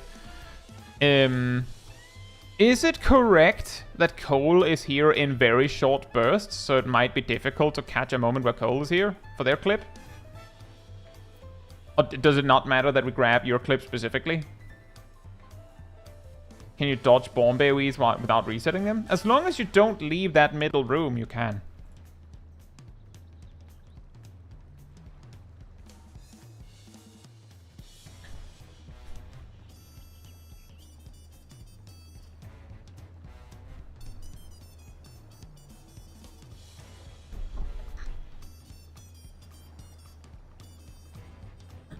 Raging Bull says, I realized in my clear video, I gamer lean into my microphones. I had to lower volume at the end of the clear.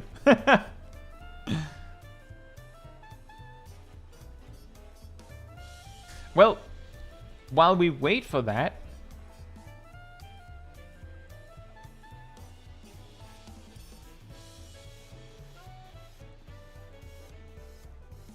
we have a bunch of other clips. We have a clip from Za. Fair enough, Cole. The reason is that it might be more helpful if you're there. Because even if I know WoW, you probably know the specifics a little better. Because Cole has sent us a little WoW clip. But let's go with Zav's clip, which is P7S.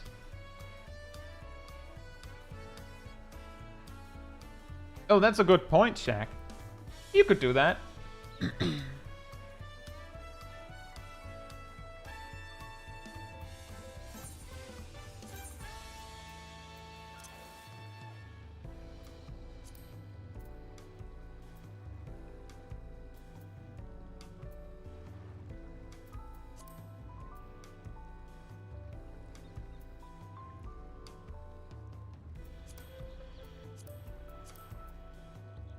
Sting error, look here.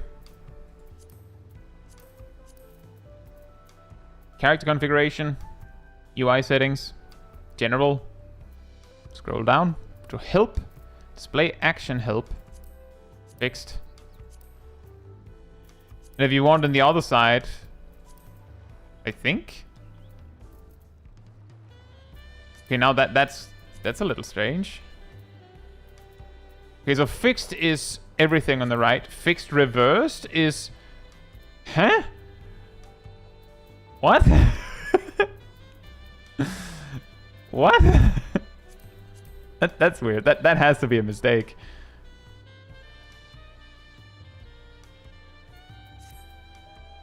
I have questions about this one.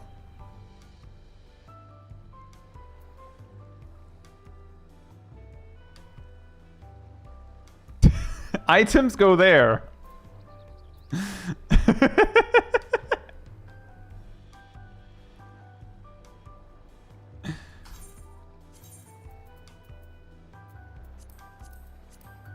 But yeah, if you click your actions, it's probably a really good idea to have your tooltips in a fixed position, because otherwise the tooltips will get in your way when you're pressing them.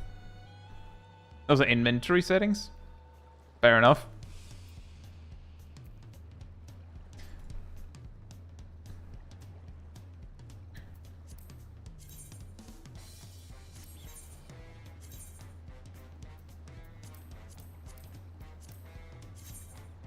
Yeah, if you set it to have the fixed positions, then you get it in the hot layout, so you can choose.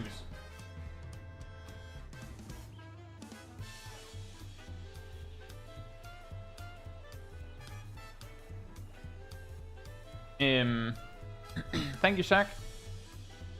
You know, is that like, speaking of WoW, in that game, tooltips were just always at a fixed spot, which is a huge problem if you have like a UI element there. And I had an add-on just called Tooltip Add Mouse, which does exactly what you think it does. It basically did this, just less elegantly.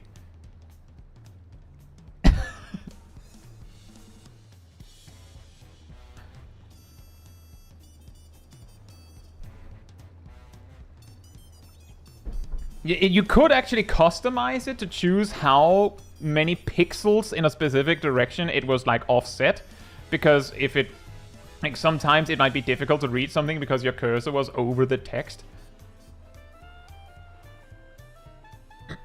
Anyway, Coltus, I just had to draw a free body diagram at work. I've never felt stupider. 6 years of education, by the way. Free body diagram.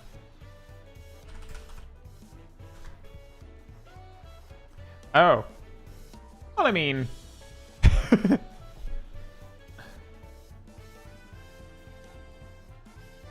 That's true, Sally, but arguably, Final Fantasy XIV released at a point where all those things had been solved in WoW by add-ons, because it was things we learned that we wanted when we had the game. And a lot of the things have been solved in WoW now. I used to have an add-on called Move Anything, which allowed you to move... that add-on basically did this. You don't need that anymore in WoW. I don't even know if you wanted that for a lot of players, because you just use it like a UI overhaul to just move things with that. But you had an add-on for anything, so arguably it makes sense that the developers weren't particularly concerned about fixing that quickly. You'd probably just use the add-on anyway.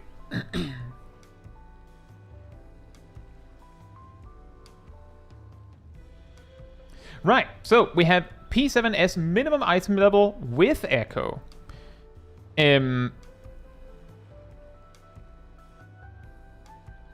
Meanwhile, you still get disconnected if you get weirdly stuck on a corner. In WoW, Jin?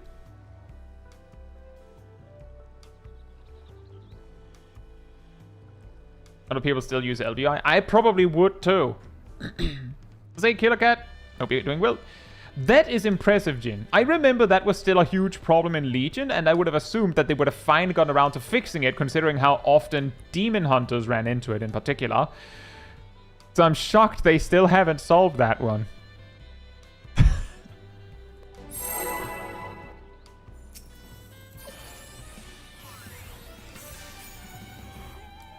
Yeah, I think the thing you missed out on mostly, Killer the Cat, is a lot of talk. A small walk and a lot of talk. I've never seen P7S.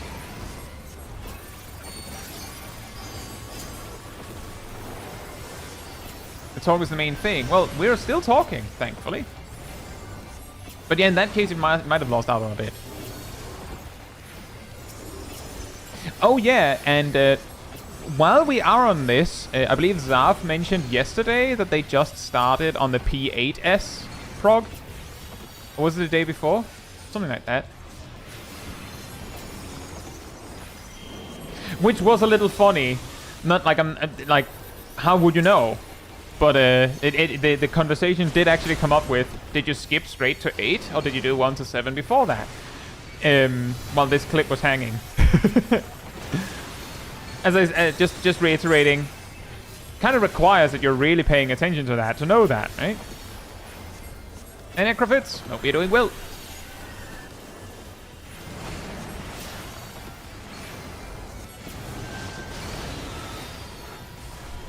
Birds!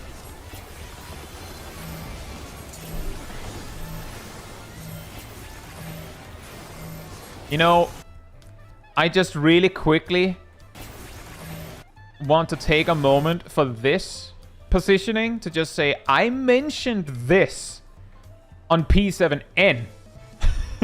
That, like, specifically that this spot with the birds on normal are basically autosave every time. I know it's... Yes, my audio is still on, that's correct. Let me just get the jazzy beats silenced so you can just hear the scream.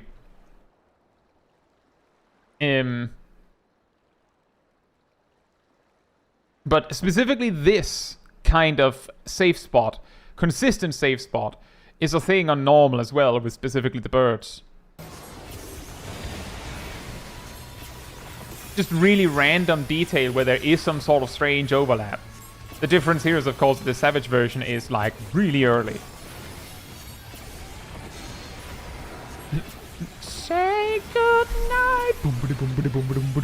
And the jazz. The weirdest goodnight.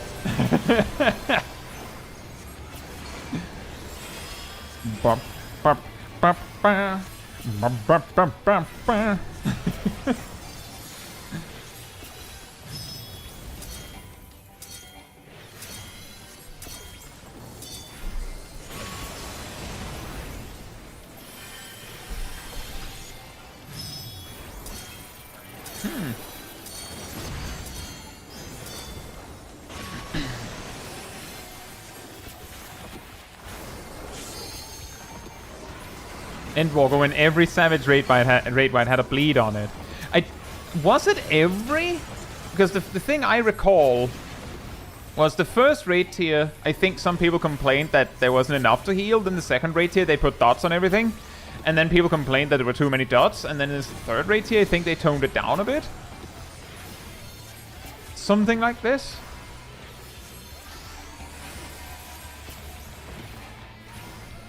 Endwalker is very, like...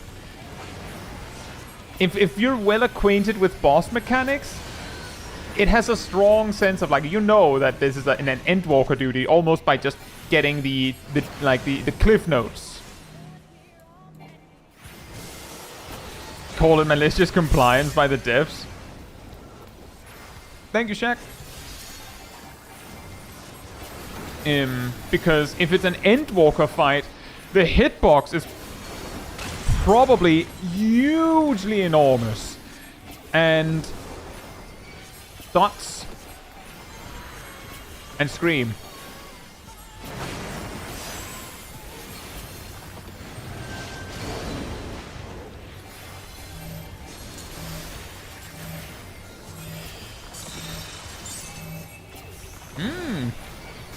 New bridge!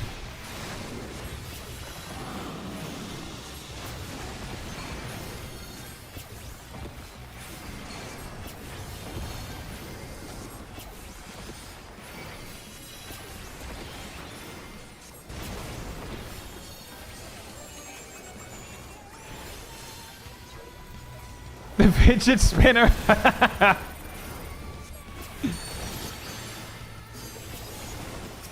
But I will also say, just in defense of the dot bar thing of Endwalker, is that big singular raid-wide hit is something that most jobs can help decently well with when it comes infrequently enough that the job has something. But dot is like, some tanks can help a bit, but other than that, it's mostly healer's problem. So I will say it is the perfect answer to healers not having enough to deal with.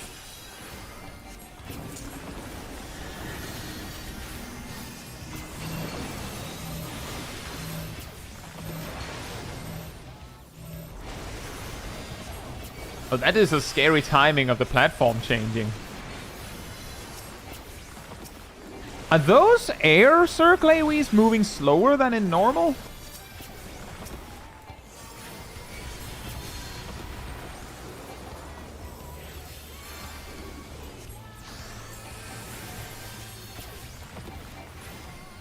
Oh, just to clarify, Gazel. First, the classic, probably not the same players. But the other part is, of course, also I believe the complaint was like there were probably some players mad that they had to heal so much, but I'm pretty sure that people were more annoyed that it's a similar complaint to the one that I've seen a little bit more from, for example, Cole, that it feels like you know that Squidward meme. I'll have an in and out. And left and right cleaves. Daring today, aren't we? Where Endwalker just had a lot of, how about everything has dots? The thing is, the reason why I think it's a little funny is, like, I'm just saying no one's complaining that everything is upfront damage. You know what I mean? Like, why is it suddenly a problem when it's all dots? Oh, you're drawing something. Or you're planting something.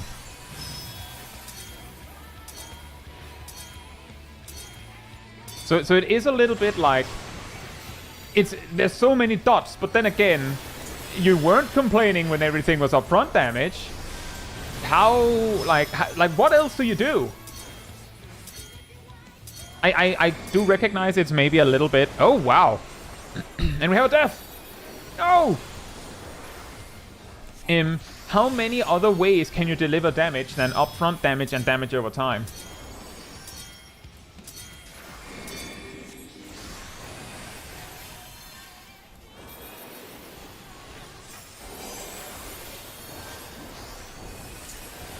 And we also had a conversation about that a little bit ago in the Discord of the whole conversation of there's so many upfront damage jobs, why don't we have more dot-centric jobs? And it's like, there are some ways you can make dot jobs, but the reason why it even stands out is because it almost feels like those are the two ways you can make a DPS, quote-unquote. So one of them being missing is a little strange.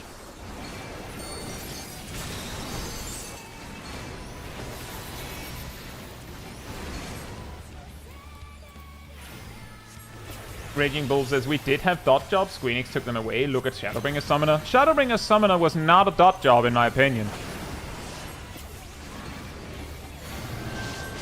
Cooldown or gauge job? Are those not just two variants of upfront damage jobs?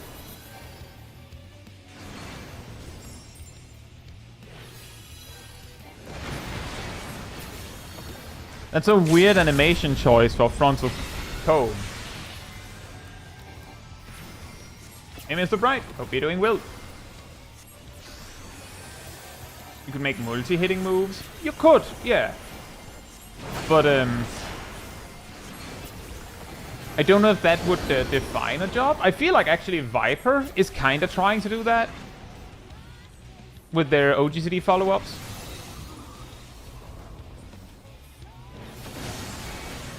Oh no!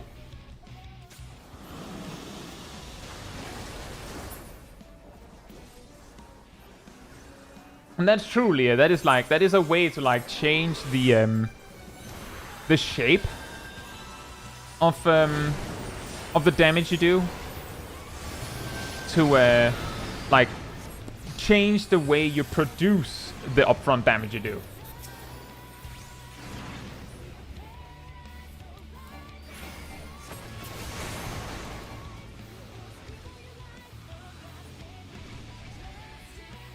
That moment when you get back up, but you have to deal with a mechanic.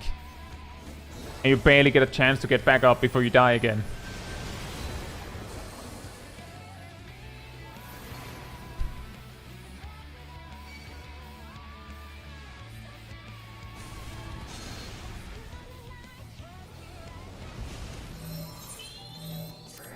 I will say, this Savage version really does a lot more with the summons. Because that's something where it feels like they barely get to introduce it before the fight is over on normal. So I'm glad I saw this version. Because this AR and Heavensward Summoner was still quite a dot job in my opinion. I agree. I've said before, a Realm Reborn Summoner was absolutely a dot job. In fact, its filler attack for when it had already set up its dots sucked. Like, it did less damage than Scathe. In Heavensward, arguably, still a dot job, but they grabbed this Dreadworm trance thing and just carefully put it in there, and then they gave you Ruin 3, which hit like a small car, but was extremely MP expensive. And then Dreadworm Trance said Ruin 3 is cheaper, which basically meant that they got a burst cooldown. And if they had MP to spare, they could just send Ruin 3s.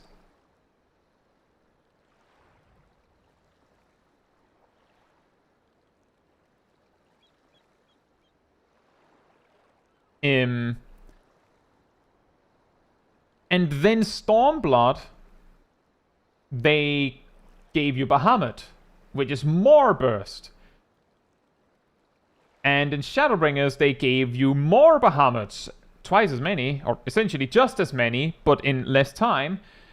And also Phoenix, which is even more burst. And by Shadowbringers, in a 2-minute window, you actually applied manually your dots once. The rest of the time, you just hit the Try Disaster button, and then it just solved itself. Imagine if Iron Jaws was an OGCD. Dot job, quote unquote. If Shadowbringer Summoner didn't have Try Disaster, then the amount of contribution its dots would provide would still make me go, it feels more like a burst job that just happens to have dots.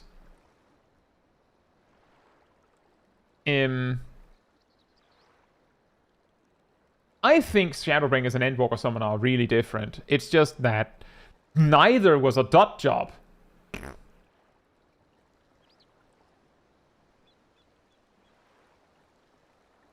Say, Jean-Pierre, hope you're doing well. That idea kind of exists in Guild Wars 2, not fully, because some professions, as they're called there, have like... They switch weapons mid-fight, and each weapon will have different skills, and some of them will have like different forms that basically swap their entire hotbar, and some of them will just have an extra like half of a hotbar of extra buttons. So like 8 things is not like generally it's more like 10 things, but they typically have significantly more than 10 things when it really comes to it. But it's not the only game that's done it. The Deceased Wildstar also had... They specifically had, I believe, 8 buttons. Might have been 12, might have been 10. But what they specifically had was no restrictions on what you put on it. You just chose which ones you wanted. And then it was your fault if you forgot to put, like, a free filler attack on the bar. Because they locked in when combat started. So if you're the healer, you better put some heals on your hotbar. And just more modern MMOs, you could say, are more likely to have this, because a ton of buttons isn't necessarily interesting. But a few buttons doing many things is interesting. I would say, relating it to Final Fantasy XIV's PvP, most jobs have more than 8 buttons, even in PvP.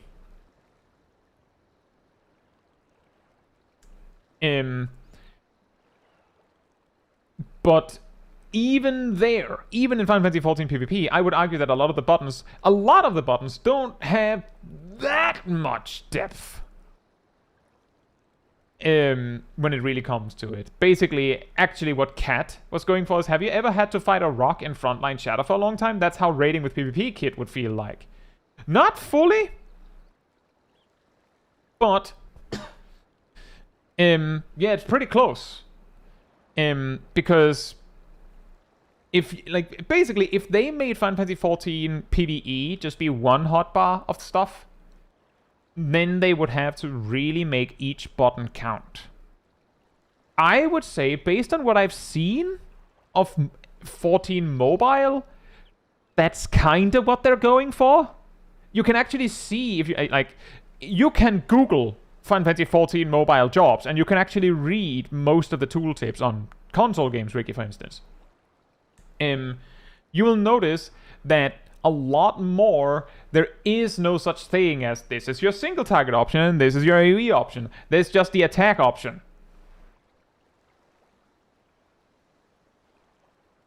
And the not attack option.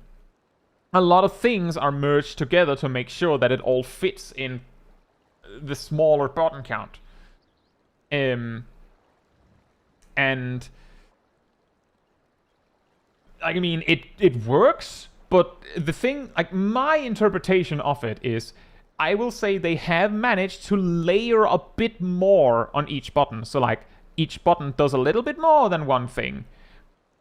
But it's not very much.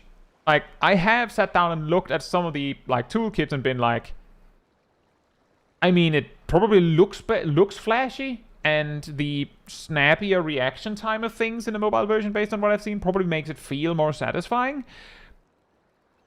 But if you as a player are complaining about the depth of rotations and toolkits in Final Fantasy XIV, then Final Fantasy XIV Mobile is not where you want to go, and you would probably also not want to praise it super much, because if the PC development team catches wind that the overall opinion of the mobile version is that's way better, then they might just try and make that.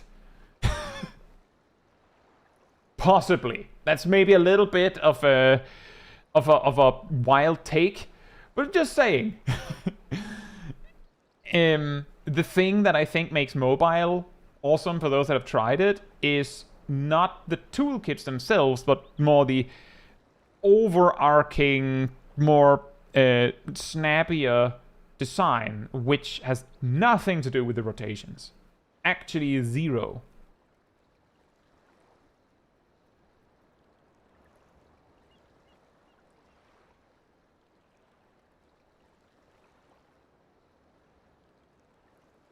What if Materia had special buffs? I mean, that could also work. Thank you, Zaf. That was awesome. Well done. And hopefully you'll get through the P8S.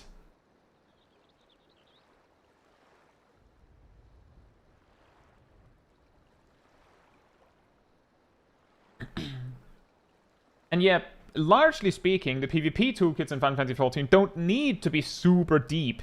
They're a lot more focused on, you know, they need to be relatively simple and obvious what you do with what, so that you know what to do in the heat of the moment. Which means that if you take those toolkits and move them to PvE, they will feel completely dull, because the depth of those toolkits mostly come from PvP. And in PvE, everything is technically fully predictable, so that angle is removed. Hey Ryan, hope you're doing well. So, next clip. Is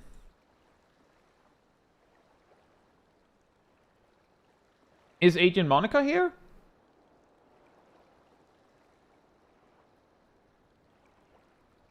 Then we check this mass carnival thing. Agent Monica's here. Is Agent Monica at the screen? AFK, you are here. Okay, well then let's see this. Agent Monica beating the round 32 in the mass carnival.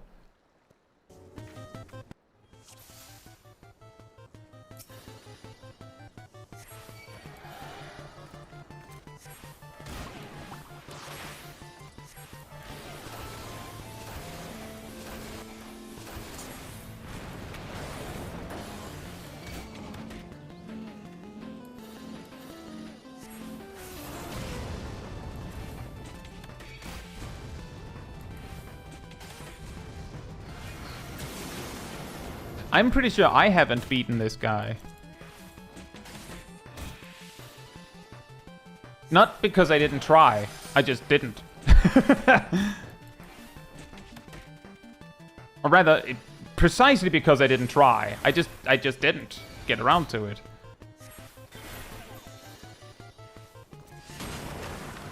Oh, nice.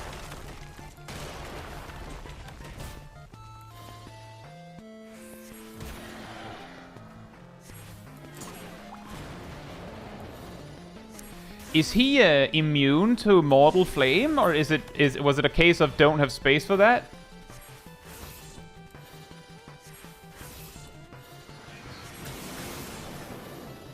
Or maybe don't have it?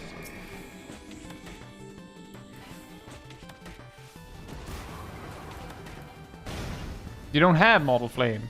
Fair enough. That one could have been nice.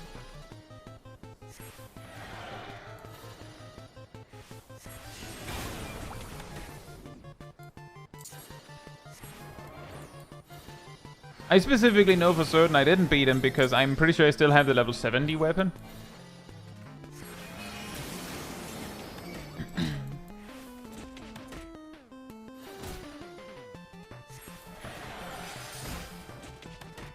I just collected all of the spells and then it was like...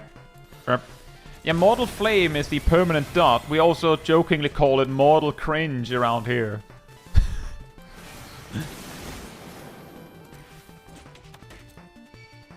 For the reference on that one, when we tried to solo Amarot synced, it wasn't possible because the DPS check on the second boss was too tight. And then when we went in on Blue Mage, we had a really funny revelation. A mechanic loop, I think. A kind of mechanic loop, at least. We had a pretty funny revelation because I really took my time with the ad phase to make sure that all of my cooldowns were ready to beat that DPS check, only for the boss to come back with like 2% HP because the Mortal Flame had just continued to tick on them. So while they were just sitting over there in the corner watching the battle, they were just slowly dying of mortal cringe.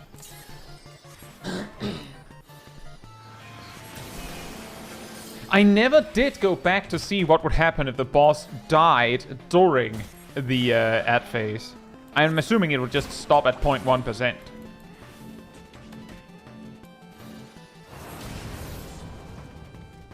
Chase AoEs. Oh dear. Oh, this is a... Oh. I was about to say, it's going a little slow.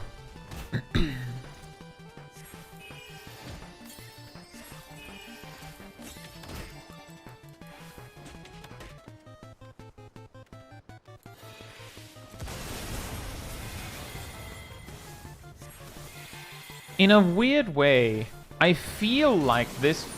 I remember that I think it was match 31. Was it 30? That I found really hard.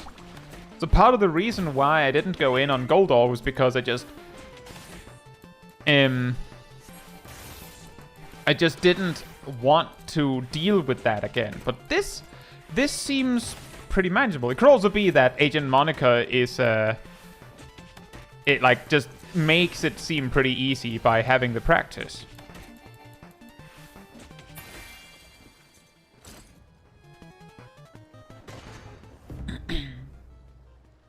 Oh. That's why. That's why, Orion.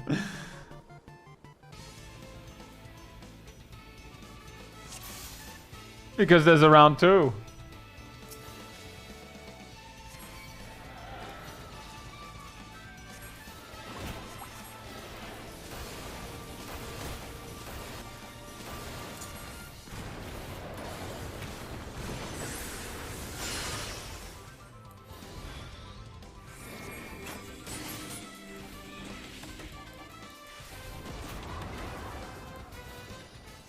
Oh.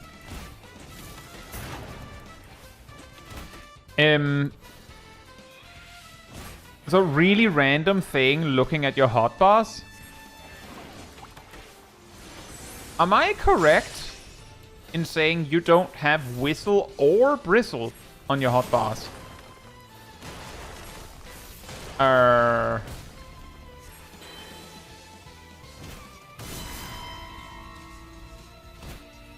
Oh boy.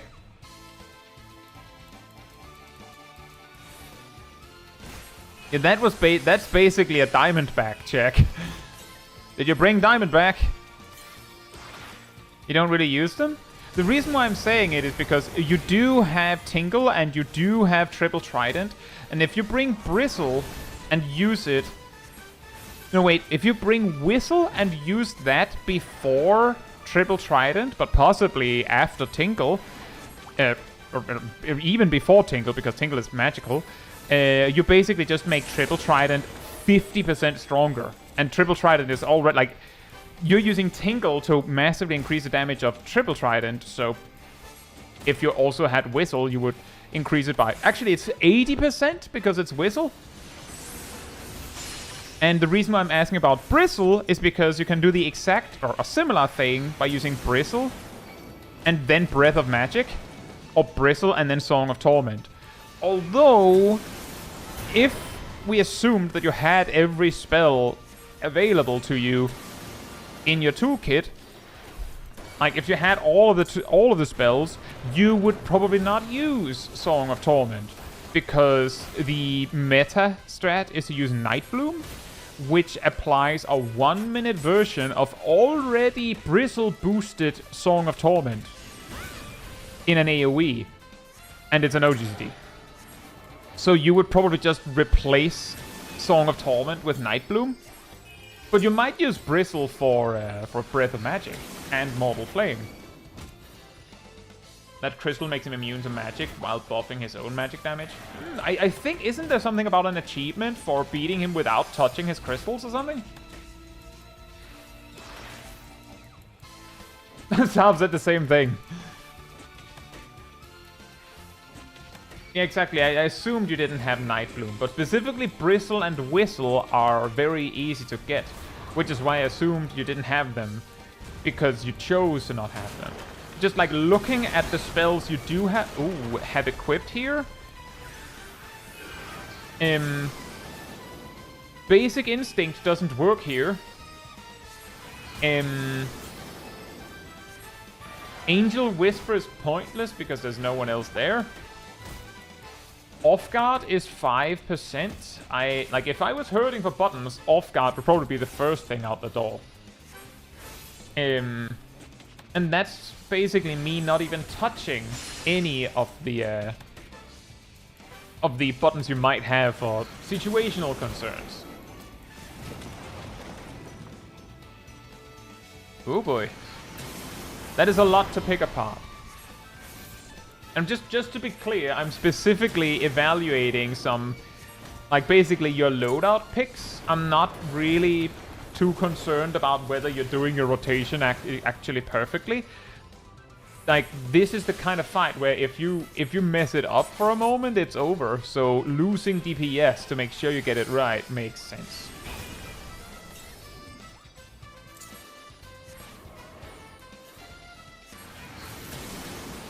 So that's why I'm just like, Bristle and Whistle are actually really good. They are, oh, nice. Ah.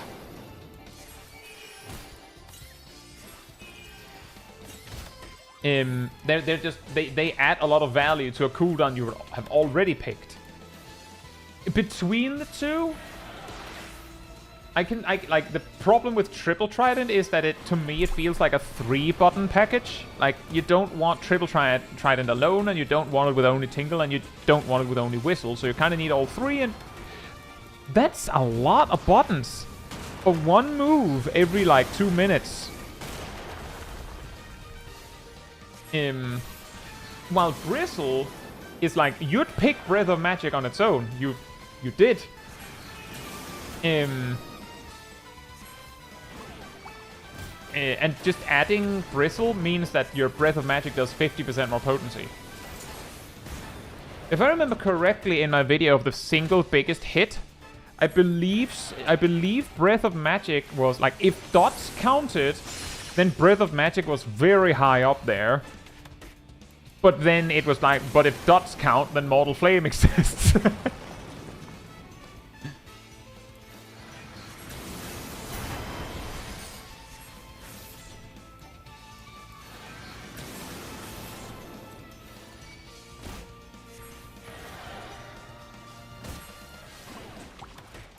So that is the reason why I'm suggesting it. But it's also mainly because I could see that there were some buttons on your hotbar that you probably didn't need.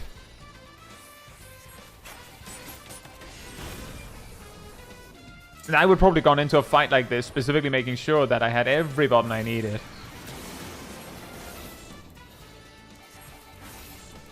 Oh boy. Oh boy. Oh. Planned. Skill. Mastery.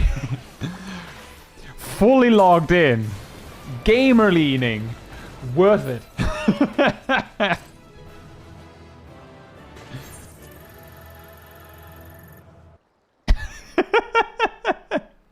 Nice. And yes, Flying Sardine is the interrupt.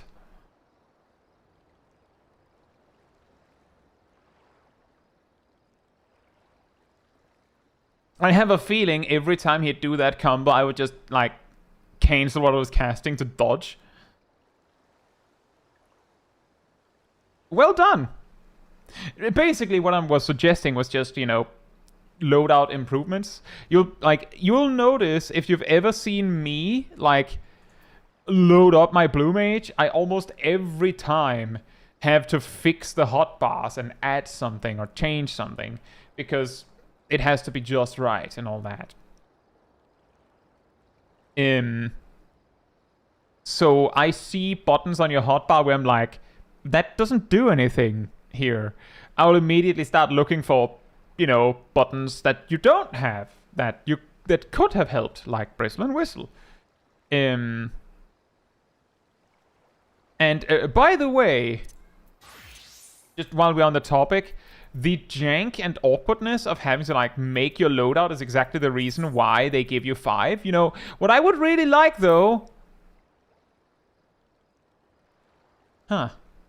is if they had told me... Actually, they do. Actually, never mind. I will retract everything I was about to say.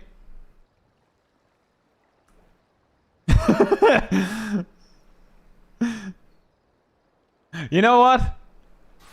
Yep. You finally got me there, Yoshi P.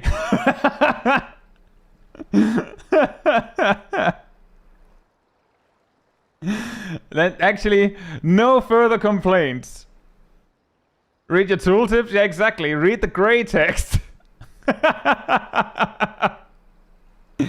It never occurred to me to try and right-click it. But here's the funny thing. I initially, just quickly used the 5 sets. Then I wrote down in a separate file what the sets were. And then this genius here changed the sets without changing the notes. So that's why, I have these 5 sets. I have no clue which is which right now. I know there's probably a tank set in there, and there's probably a healer set in there, and there's probably something that looks like a DPS set in there, and there's probably some sort of solo set. I don't know which one is which. Anyway, use that. Then you can just save the one where you have your res and stuff on it. So you don't run into the funny situation where you have Angel Whisper and Basic Instinct in the same loadout. Because by design, there's no situation where Angel Whisper and Basic Instincts are both helpful. There are also situations when neither are helpful, like Mass Carnival. But you would definitely not need a toolkit with both, unless you didn't know that you could just, change them. And yeah, more sets would be nice. But yeah, well done. And yeah, a lot of the Mass Carnival has a lot of you need this spell to proceed, but most of the spells they assume you have are not that hard to get. And the problem is mainly that to actually progress reasonably fast, you need all sorts of specific spells to do more damage. For instance, in this case, Bristle and Mortal Flame would be... given that I think he was looping mechanics, if he doesn't have a Hardened Rage of any sort, then Mortal Flame massively reduces your... the pressure for you to bring it, because the boss is always taking some damage.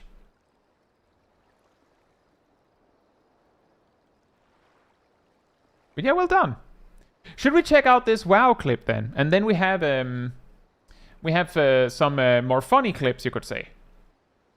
So, quick story time here for those that are completely like, what's going on? This is a piece of content known as a delve, which is, to my knowledge, a solo type of content. However, you get a brand bronze beer to help you that can fill in as needed in a way. But it is more solo type content. I don't know too much about delves, but this particular fight is the harder version of a specific boss in the delve. And Cole is playing Unholy Death Knight here, which is I believe it has a dot it maintains, it has a pet that it boosts, it has some procs it deals with, and its resource is it calls us, there's nothing like most elves, is yeah, exactly, it's I think a way to compare it is a little bit like how the Quantum fight we've gotten announced for the new Deep Dungeon incoming is, you have a new Deep Dungeon, but the final boss has a different, harder difficulty that you can access separately. Something like that. But yeah, the resources of the Unholy Death Knight are two-sided, like two job gauges. They have runes that recharge mostly naturally. Using runes generates runic power. Runic power is then spent on other attacks, and runic power for Unholy Death Knights, as far as I remember, has a chance to speed up the natural recovery of runes, so you can spend those again. And just basically just switch between these two things. And runes, roughly speaking, are often represented as cooldown, because it's just a cooldown. But this is then Cole beating this rather like this challenge, you could say. And if we take a little gander at the UI, there's a few things that are a little hard to see due to the YouTube overlay things here, but we can see all of the buffs up here. Let's see, 1, 2, 3, 4, 5, 6, 7, 8, 9, 10, 11, 22, 26. This, I believe, is the default location of buffs. We can see that this man is in Discord. We have a DPS meter, and that same DPS meter is also used to track damage taken and deaths. We have a chat log here. We have some of you may recognize this. This is just, you know, a toolbar hotbars over here, like just with extra stuff. And then we have like this probably also feels familiar down here. And then we actually have the actual hotbars down in the bottom right here, where the pet hotbars all the way in the bottom right. Then down here we have the party frames. And here we have the characters' HP and everything, and the pet. And over here we have the enemy, which this doesn't look cash money. What's going on here? What's with the overlap here? Come on. And all this in the middle are almost certainly weak orders, which are tracking all sorts of stuff. And this is a nameplate. Probably looks similar to what you see in Final Fantasy XIV. The difference is that it shows a lot of extra information.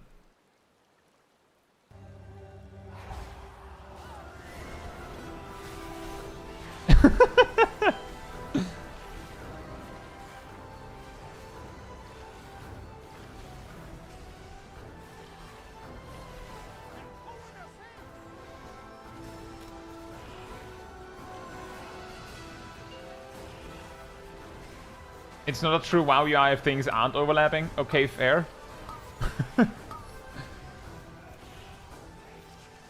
Dark Massacre 6.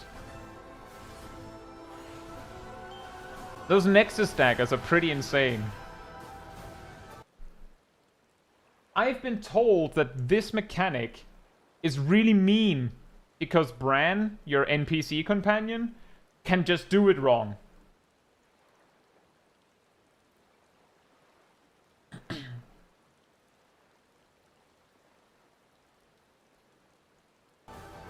Like, basically, you can see there's, like, a black hole over there.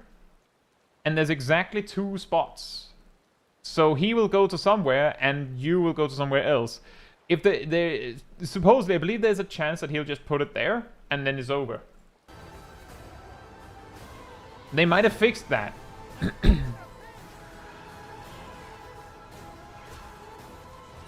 But if they're equally spaced, they just don't do anything.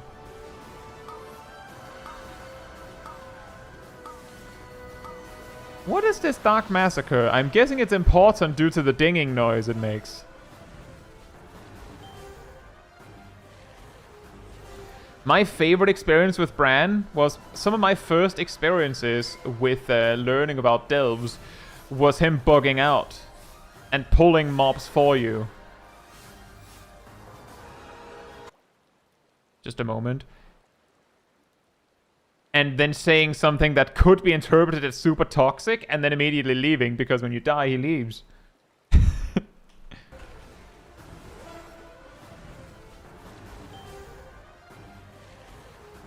have to be standing directly at the clone so they one-shot you? Oh.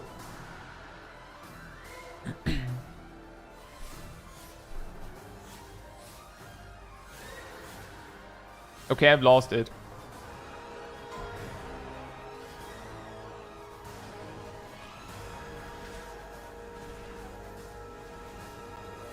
You've got to dodge!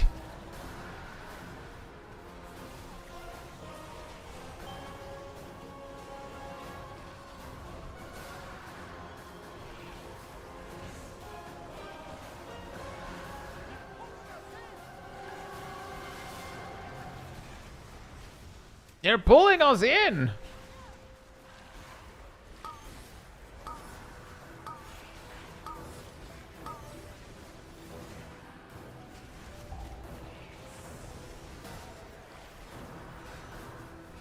I also think Not to be super nostalgic or anything, but I do think that like there's something really funny about the contrast of these damage numbers.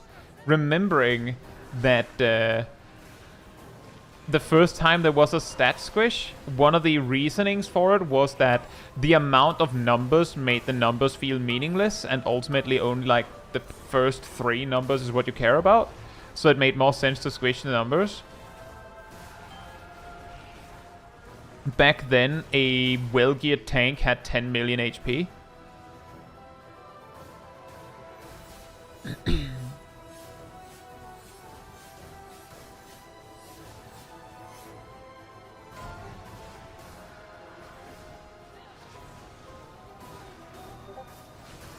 Actually, never mind. Back then, before the initial first stat squish, our well-geared tank had 1 million HP. Then they squished it, and then one expansion after that, our tank had 10 million. Which is why, when Final Fantasy XIV had a stat squish, and then promptly came back to it one expansion later, and then overtook it, I was like, obviously. We all knew this was gonna happen.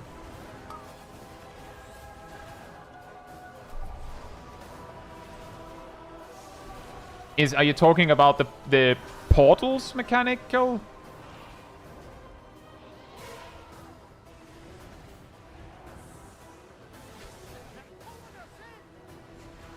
A cup game? Oh, yeah, I could imagine. I'll try better to pay attention if she does it again.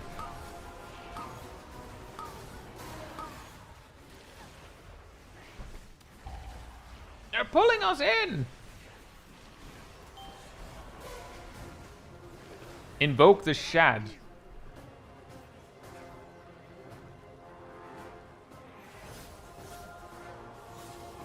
Yep, nope, lost it.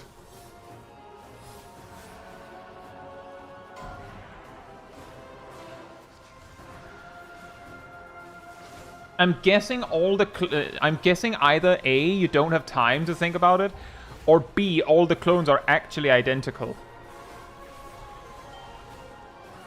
It's probably both. Is that correct?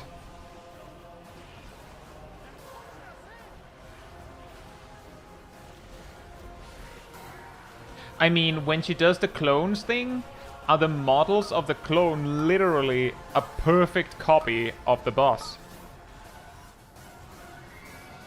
Right. And I'm guessing you don't have very long to find the correct one.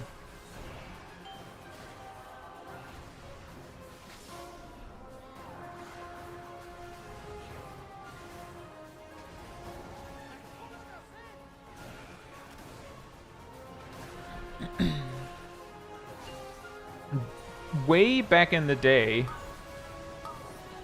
there was this remake of Skullomance, where one of the bosses had this mechanic where she summoned clones, and then like that phase would continue until you actually did enough damage to the correct one.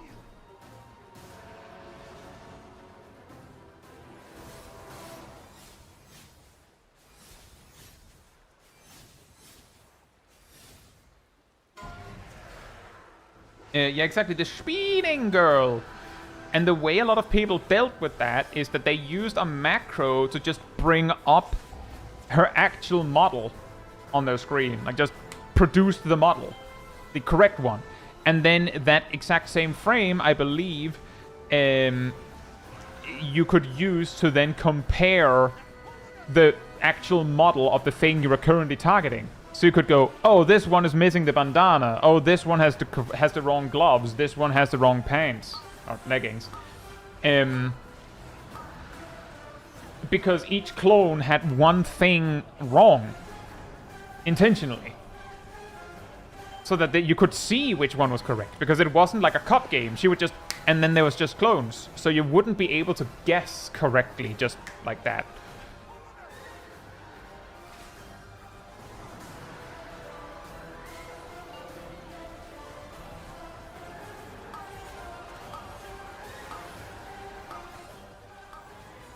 The music is getting a little crazy.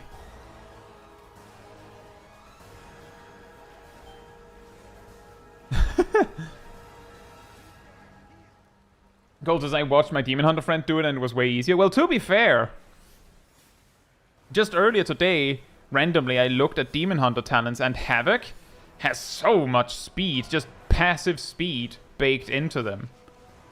Just at all times. I don't think Death Knights have that.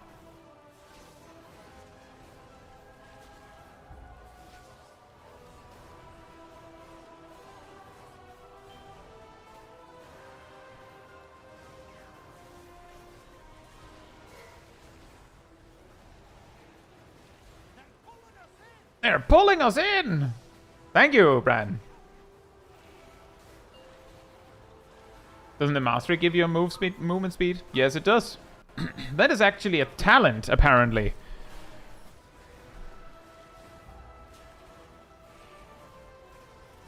Yes, Freezy. It is almost certainly because of that.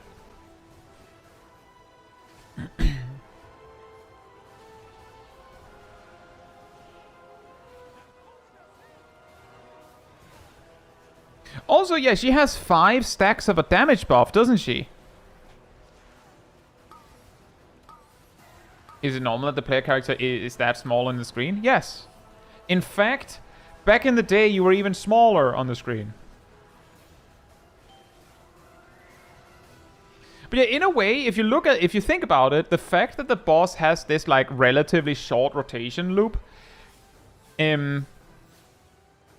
and then gains a damage buff each round, means that the better you manage your mitigation and survivability, the more time you have. Which also means that, for instance, healers and tanks have their own kinds of advantage in this fight. And DPS then can, maybe finish the fight faster, but they might be a little more, like, strapped, because they need to really nail it.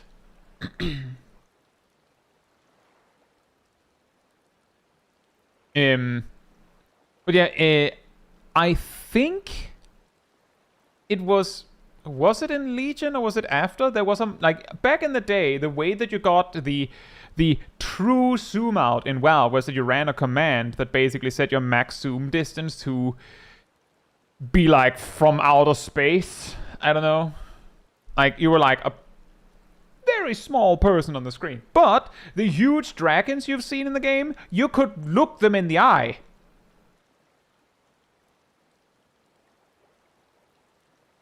Like, you could just straight up look them in the eye. Yeah, exactly, camera max distance factor. At some point, they just made it no longer usable. They increased the base max distance, but they locked you out of the full max distance, which meant that tanks could no longer look the thing they were fighting in the eye sometimes. With the argument being that the distance the pro gamers were looking at the game from felt like you were playing an RTS game. Which, on the one hand, sure, fair, you're not wrong. On the other hand, make the boss smaller then.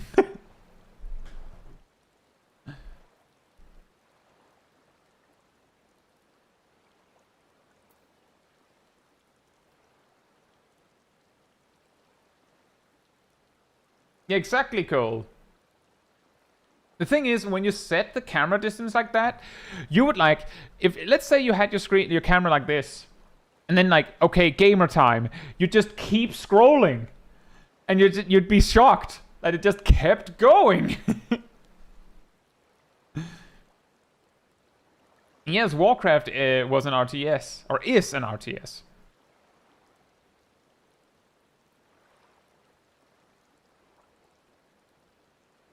But it is pretty funny because I saw, for like more casual stuff, you could say, like challenge stuff in more low level stuff, that I saw comments on a video where they were like, why is it that all World of Warcraft content is zoomed out like that? It makes for a terrible viewing experience.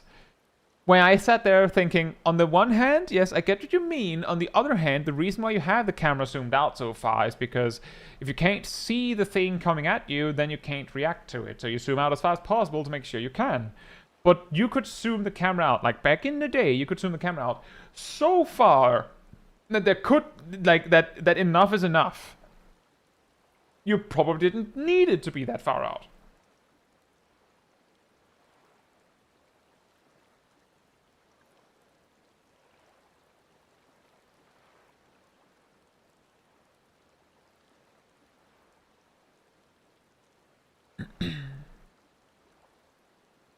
I don't know if WoW's considered a side game. It could like, considering they haven't progressed the RTS story since World of Warcraft, it could be argued that World of Warcraft is actually Warcraft 4. You know, if you really think about it. Yeah, well done, Cole. That did look very, very chaotic.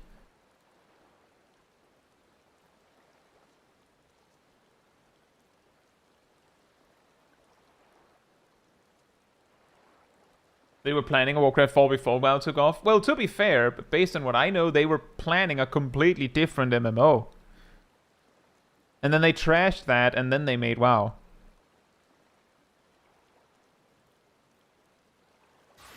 Anyway. Is Gassel here? Because we have 2 other clips, but they are technically from people that are not here. So we could focus on the one where we have the person. Wait a minute.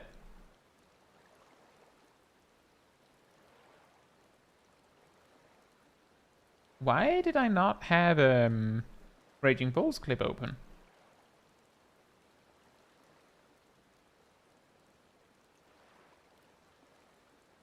We technically have that too. Hey, Darth JF. Hope you're doing well. Also to you, what's up, dude?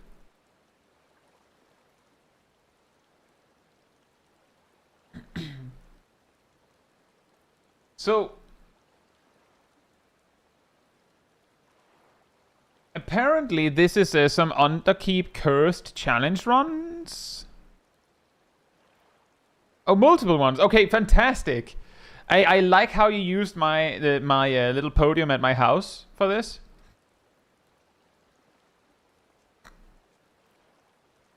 So the first cursed setup.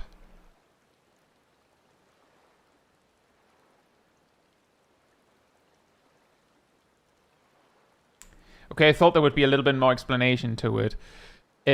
We have the reverse mage, which means that they have to cast a slow spell into a fast spell.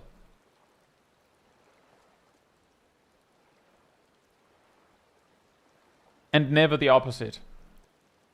The Reaper doesn't have any soul gauge, so I'm guessing this is showing all the buttons you can't use. The Scholar is Fairy Boiled. Does that mean no fairies? And the Paladin is Holy, so no blade attacks. Or rather, like, only the bare minimum.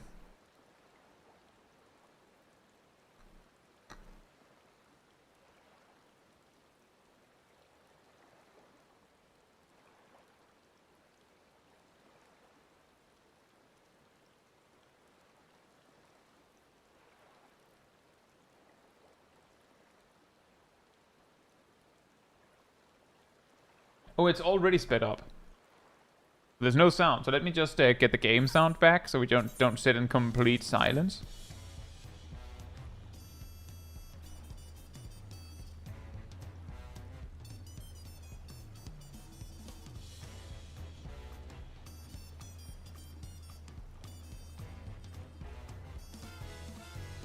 See, this kind of works. Something that I was immediately thinking here is, I don't think that like the rules you showed off doesn't actually prevent you from using Total Eclipse and Prominence. I'm guessing that that might be an oversight.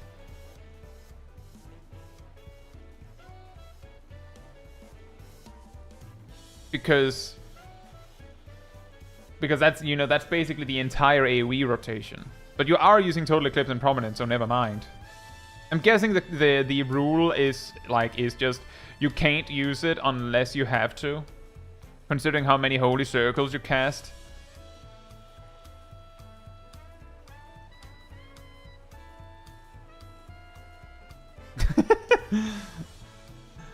That is pretty cursed. Also, in the team lineup, we have Gazel on the Paladin, the Holy Paladin. We have Milo on the Scholar. And we have Nox on the Reaper. And then we have Rust on the Red Mage. This is a little bit reminiscent of the what if your entire party sucked video I made a while back. Which I believe both Nox and Gazel was also a part of. It's also a little bit reminiscent of the 5-button challenge that we did back in Endwalker.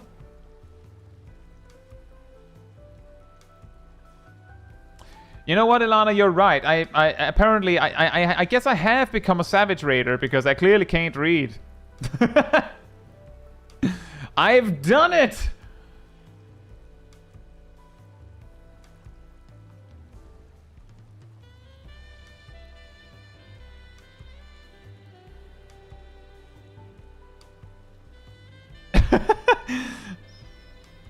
Oh, that is sad.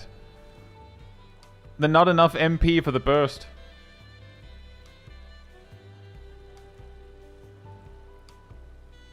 But the thing that is interesting about the 5-button challenge, I think, is that in the context of me having done the what if your entire party was terrible, or your entire party sucked, is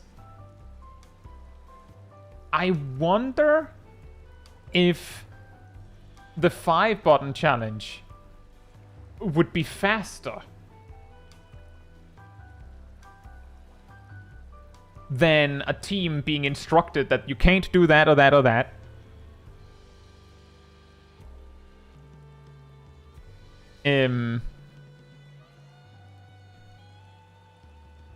Because in that case, like, for instance, a white mage being told that they can only use healing GCDs that cost MP is like, if you were told that you could only pick 5 buttons, you would probably just pick, you know, an attack and maybe 4 healing buttons. And those 4 healing buttons would probably be like a mix of stuff that you'd need. Where if you can't pick anything you want, then you'd probably have a lot of buttons that you wouldn't need if you weren't forced to do it in a specific way. Also, that's looking pretty cursed, pretty scary. This is where the Scholar not having a pet quickly becomes a problem.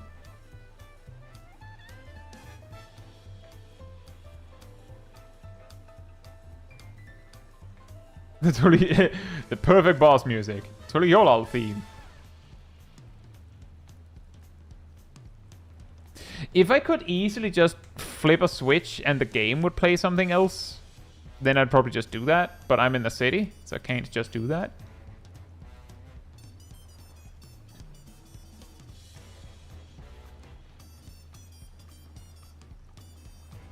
And yeah, that is also kind of what often happens with these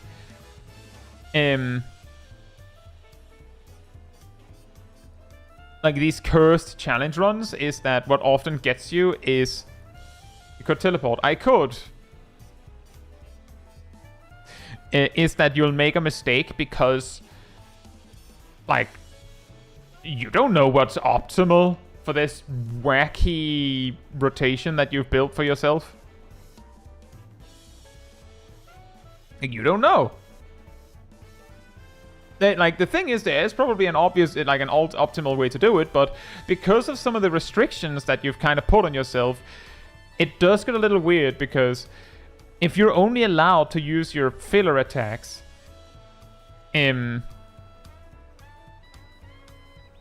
you're only allowed to use your filler attacks for, if you have to, then it's actually not possible for you to, like, recover enough MP for Imperator. But if the rule is that you are allowed, then, like, then where's the line drawn? Because you could just be like, no, I'm definitely building up MP for it, definitely on AoE, while what you're actually doing is Total Eclipse, Prominence, Divine Might, Holy Circle, over and over and over again. And then, like, eventually you'll have enough MP. Eventually. Like, because it becomes a challenge, it becomes a little complicated. Hey, Mijio. Hope you're doing well. We are watching Gazel and company's meme challenge run where they put strict rules on on themselves to make the run as cursed as possible. Notably, the Paladin is not allowed to use Royal Authority or anything that comes after. They're not allowed to use Goring Blade, and they're only allowed to use something like Prominence and Total Eclipse if they actually can't use Holy Circle. The Scholar is not allowed to use a pet.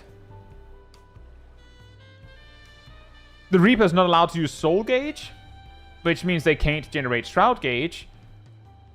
And the Red Mage has to cast slow spells first.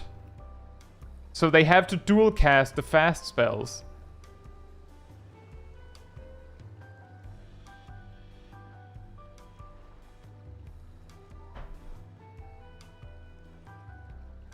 Yeah, I agree, Kat. If that's the only thing that the Red Mage has to deal with, that is probably the highest functioning character in this lineup.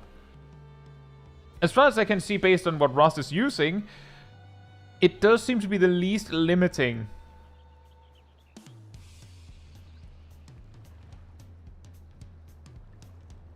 Yeah, this is, I didn't really consider this as a challenge. Well, you did put challenge run in the title. I mean, it is a kind of challenge. It might just not be very hard. That's wholly different.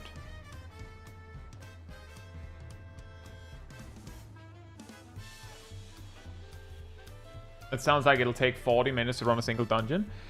You'd think that. But this is around 21, 22 minutes in and the second boss is dead. There's also the part that I think it took 40 minutes with the what if your entire party sucks run that I did a while back. Which is probably more cursed than this.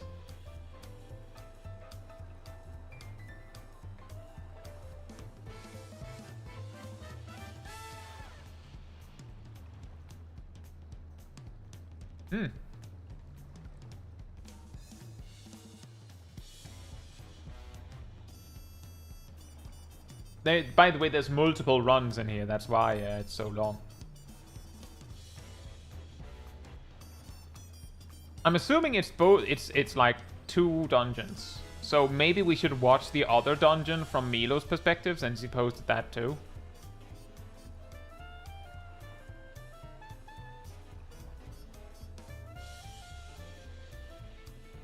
And that is true, Mishu, but as you may notice, how will you use your Blades combo if you don't have MP?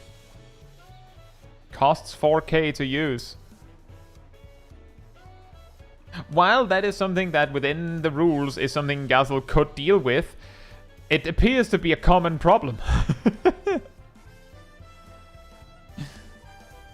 It's one of those things where, like, when you generally play Paladin, it doesn't really come up.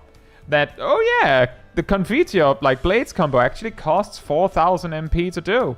Because it doesn't matter under normal circumstances. And then you do something like this, and you're immediately reminded that, oh, actually...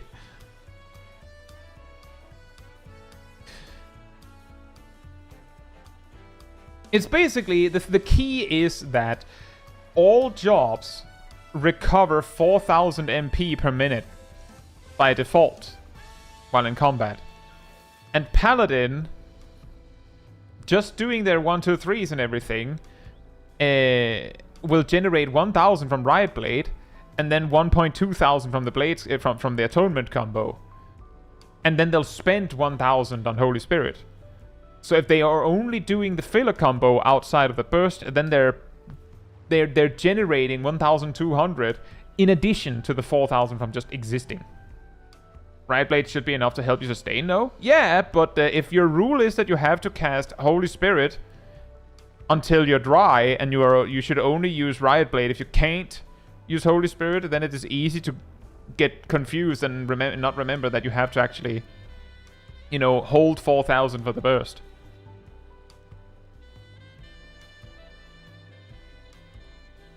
Oh no! But yeah, the Riot Blade combo itself, like just 1-2, generates 1000, so it's 500 MP per GCD essentially, but you also have to do that.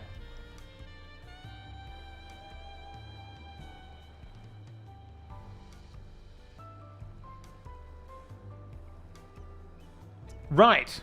So the second dungeon, I'm thinking of taking this one on Milo's POV, so we have two different POVs.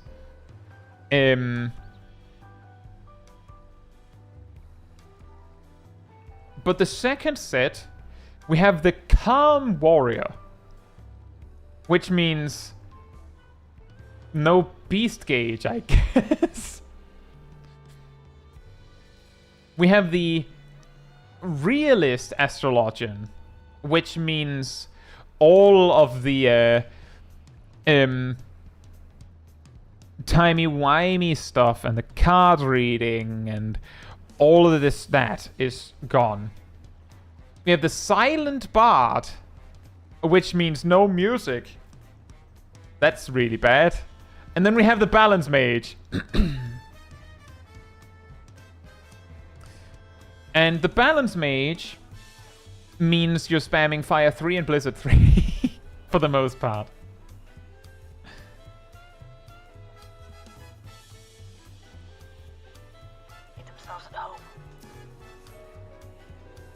There's 3 runs in here.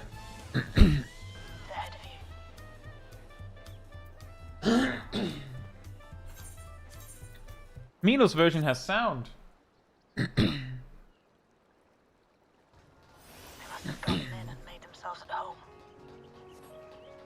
You know what's really funny here is that in the terrible party composition that I made, that I did a video on, Nox was the Ice Mage.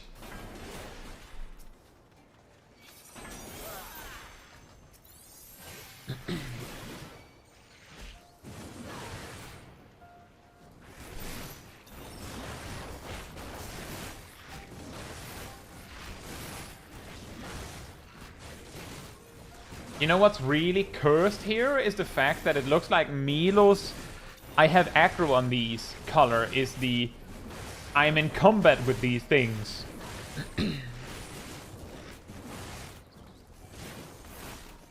Color.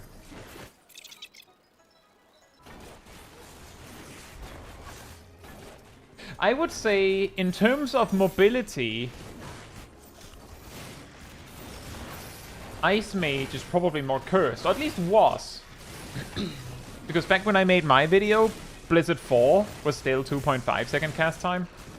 So Ice Mage, no thunder spells, because you can't generate Thunderhead.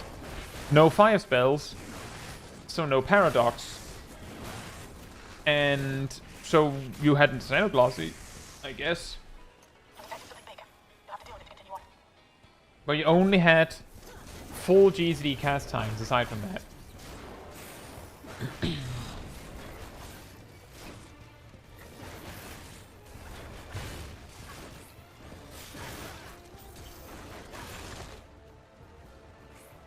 TV damage numbers.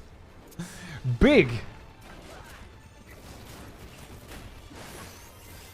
I also appreciate the detail that they removed the buttons they're not allowed to use from the hotbars.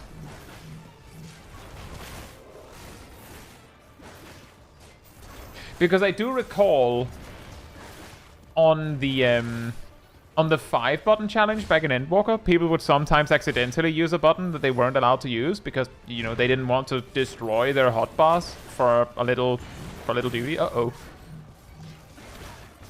And in the terrible party video, there were also a few points where someone would randomly in panic press a button that they actually weren't allowed to use. It didn't really make a huge difference, but I appreciate the attention to detail of removing the buttons that you're not allowed to use.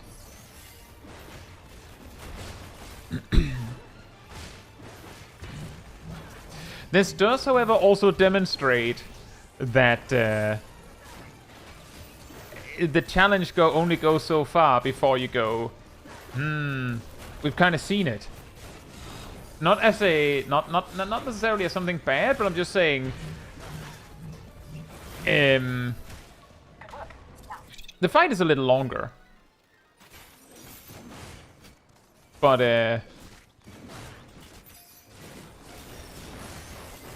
I think that's mostly it.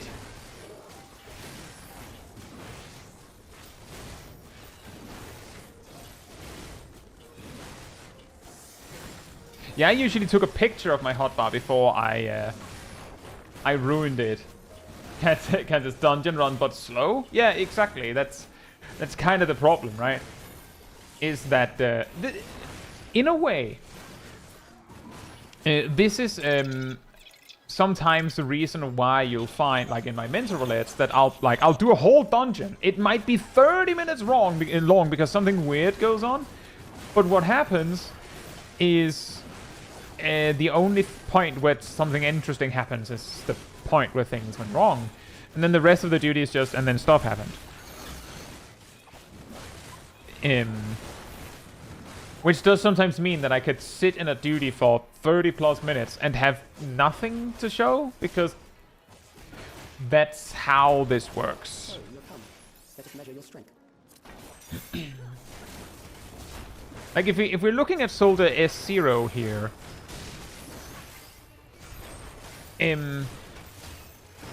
from the Black Mage point of view, there's not that much happening.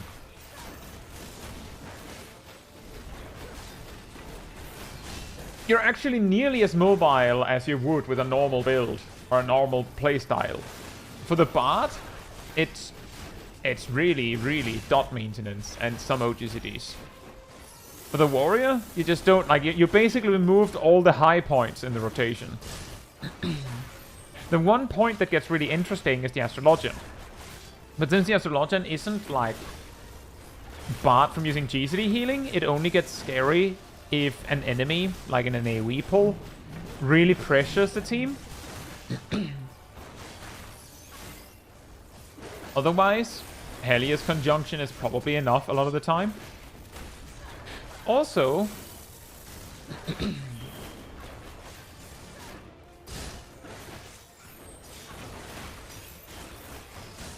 I don't know. The funny thing I'm thinking of is like I am a little curious how the decision was made, what the OGCs weren't allowed and which ones were for the Astrologian.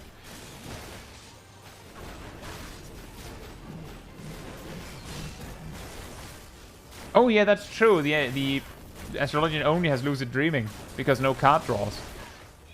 That could cause problems.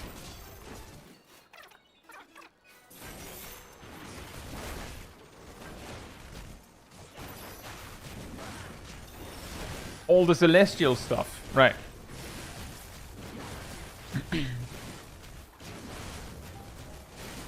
For Astrologian, it felt like mostly the same except forcing Warrior to do most of the healing. Yeah.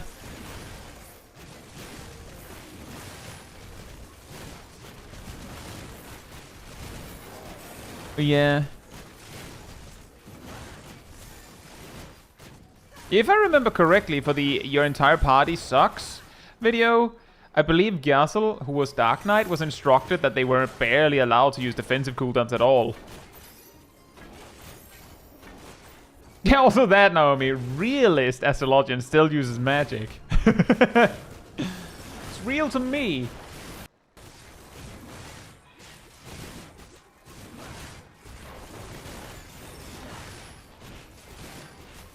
But yeah, that is kind of what means that this ends up feeling a little samey.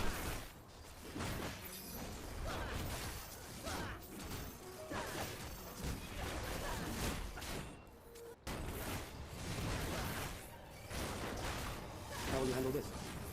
How will you handle this?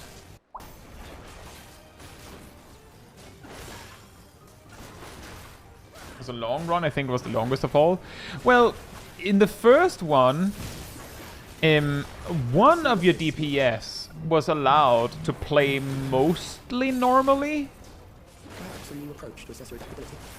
I don't, like, based on what was said, I wonder if the Reaper was allowed to use Arcane Circle. If they were, then at least their burst kind of worked. Kind of. Because Soul Gauge was outlawed, not Shroud Gauge. The problem is that you can't generate Shroud Gauge without Soul Gauge, except Plentiful Harvest gives you a freebie in Shroud. And then because both of the DPS were, like, you know, not completely disabled, they did decent damage. In this run, the Bard isn't allowed to use a large part of the toolkit, and the Black Mage is barely allowed to function. I'm beginning to understand how you were able to defeat Queen And then also both DPSs die.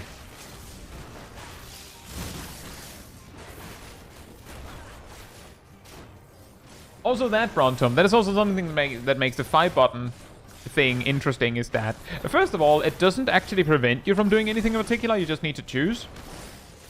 But it does mean you can run into situations where your idea just doesn't work, or a specific job just doesn't work. And that is also something that we noticed with the 5-button challenge, and especially with Dawntrail, is that some jobs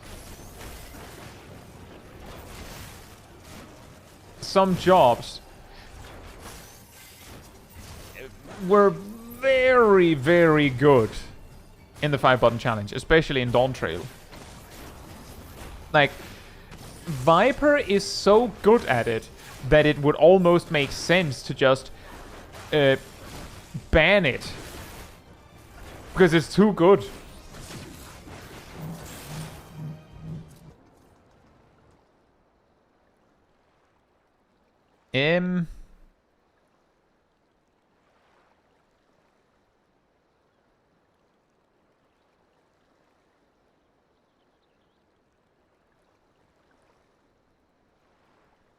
Did you only record 2 of them, Gazel?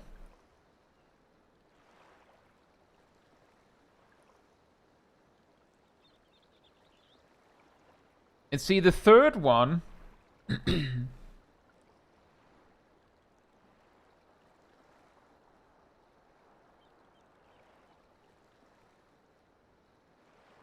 The third one is where it gets really cursed. I can see something here. Just press the glowy button. Allow 2 non-glowing to start rotations. Like, for instance, a stance, or summon, or a swift casted raise in the case of death is also allowed. So Paladin has to use Total Eclipse to then glowy prominence into holy something. Or Imperator to make the Confiteor combo glow. Sage can use Evcracia. Wow. Reaper is allowed to use their step 1 and Death's Design. But that is interesting because Reaper, if they just have their 1-3 combo, they can make their Soul Spenders glow and they can make Enshroud glow. And then Summoner is allowed to summon Bahamut or Phoenix and Ruin 3. I'll say the Summoner one kind of works. It's really, really the Sage that is getting screwed here. But now that I think about it, it's also because Sage is like the only healer that is reasonably capable of functioning over on the rule set like that.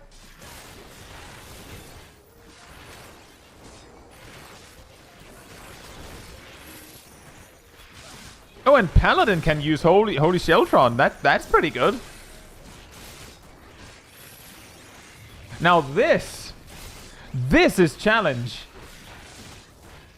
It's a bit of a shame that we can't see our Reaper and Summoner POVs. But it is what it is.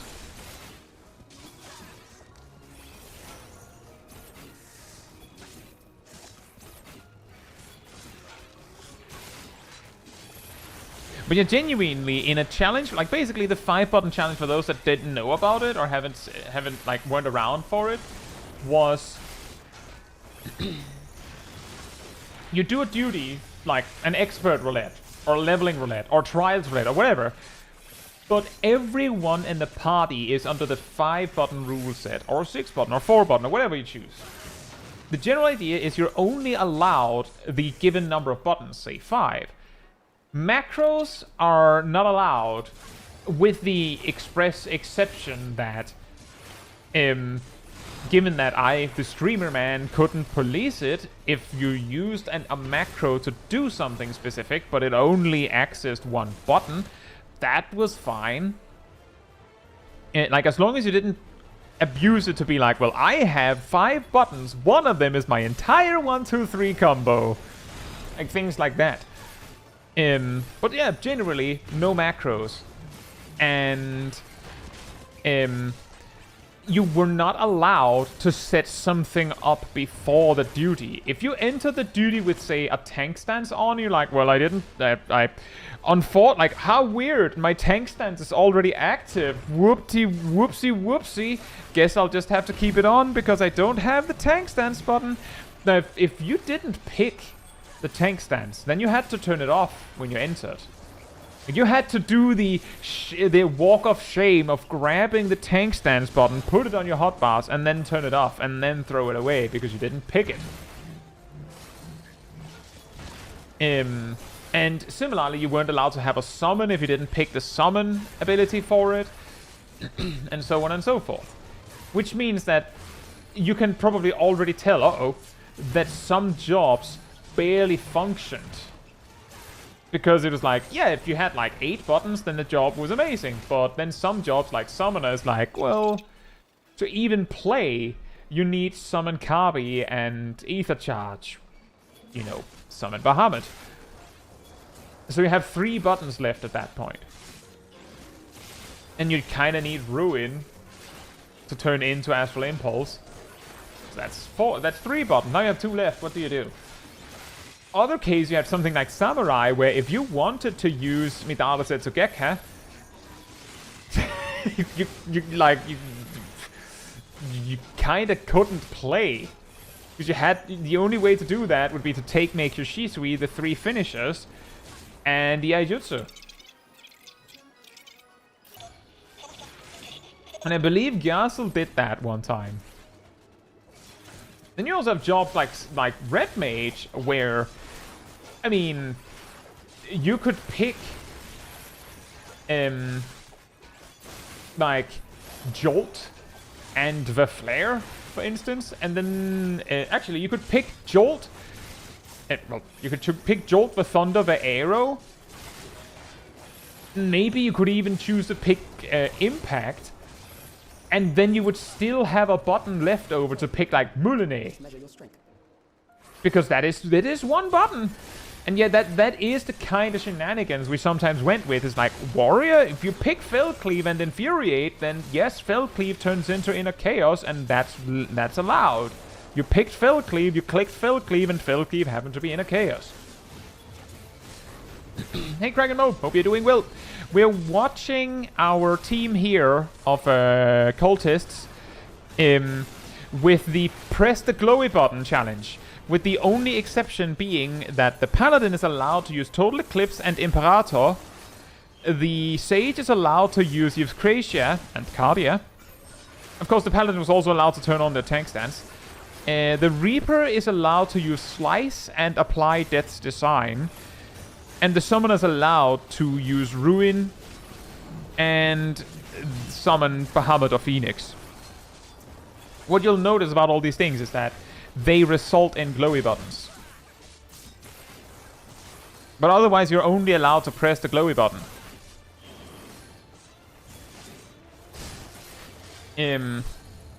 But yeah, basically with the 5-button challenge, you quickly realize that there are some meta picks, which is also why I think we did...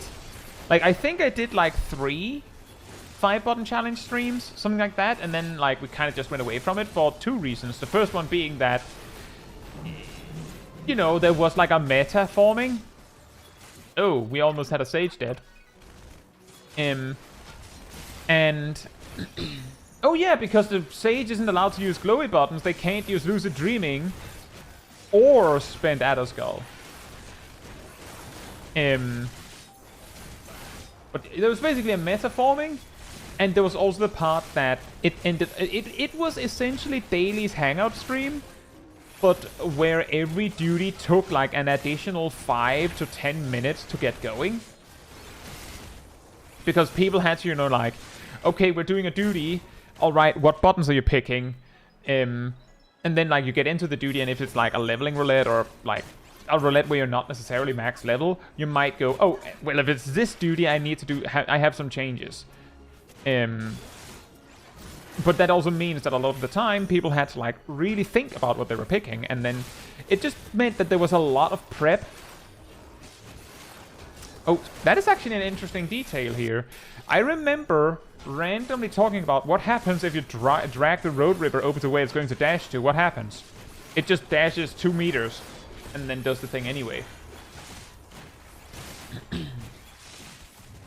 Sometimes says if you wanted that on stream, that's probably a dedicated stream with a sign up. Yeah, that would probably be a better way to do it. Is to just have like a dedicated team where you're just like, these are the people we do for the 4-mans and these are the people we do for the 8-mans.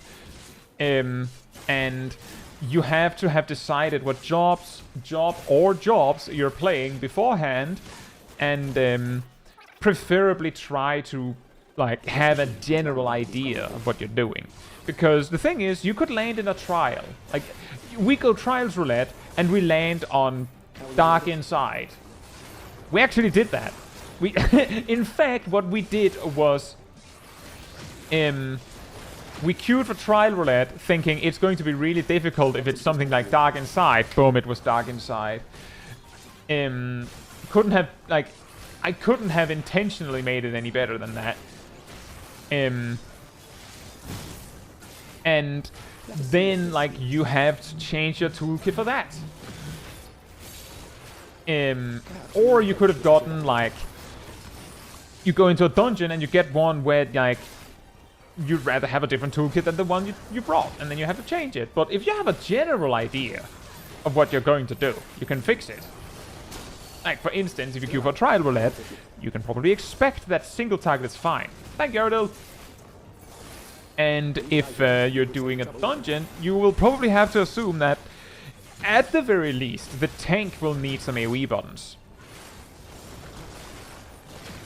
And that could definitely lower the amount of awkward prep time, but then it also comes with the caveat that now it's like a more exclusive stream for those that want to join, that they can't be part of the team.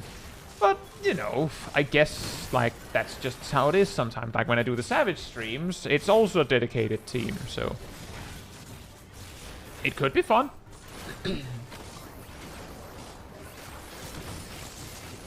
But I could also imagine that we might have to make like a rule where it's like you can't pick the same job over and over. Or alternatively make a rule that you have to have a secondary just in case the job you picked turns out to be insanely broken or something. Also, that was like nearly 32 minutes. I'm pretty sure that on average, like, my underkeep runs, like when doing dailies, is like 13 minutes, just for comparison's sake.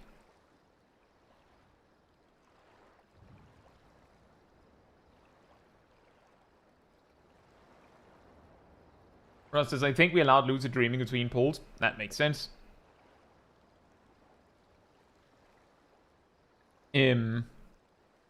But anyway, like, that's a lot longer.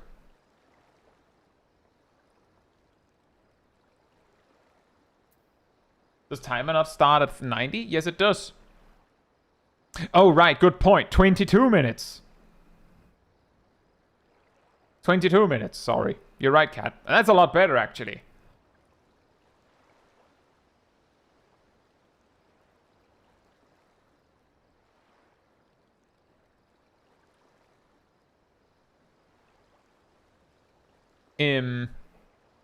But that is also, like, speaking of dailies hangout with, like, a dedicated group, I have considered, like, the thing is, if you're on EU, some of you at least might be pretty used to the whole like round up 4 players and then we just go and the dailies go really fast. I'm sort of assuming here, but I'm assuming that the other teams that sometimes crop up doing expert and like the other 4-man dailies, that they also go like really fast for like an average, for like relative to an average random group. But if you're not like on EU to experience us doing that, maybe there could be something to me doing a dailies rush stream or something where we just have a specific group in like set before we start, and then we see how quickly we can get through the dailies, as it were. Could call it, what if everyone in your party were actually good?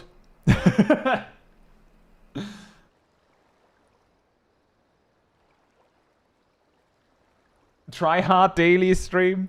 I feel like I'm tryharding on all the daily streams most of the time. Definitely when I play a job that I'm not that good at for any reason, it might not feel like I'm trying very hard because I just don't know what to do. A race? That could also be interesting.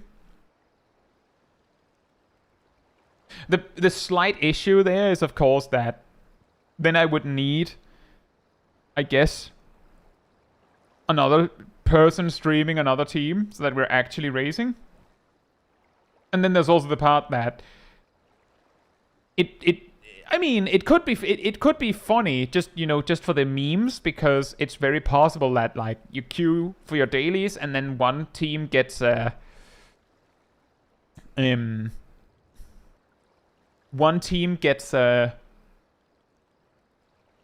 like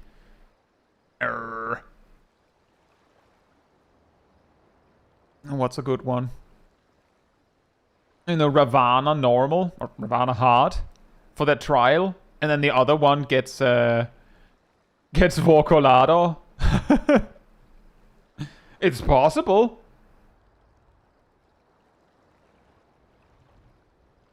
Yeah, exactly. And when you get to the alliance raids, one team gets Circus Tower, the other one gets Tower Paradigm's Breach.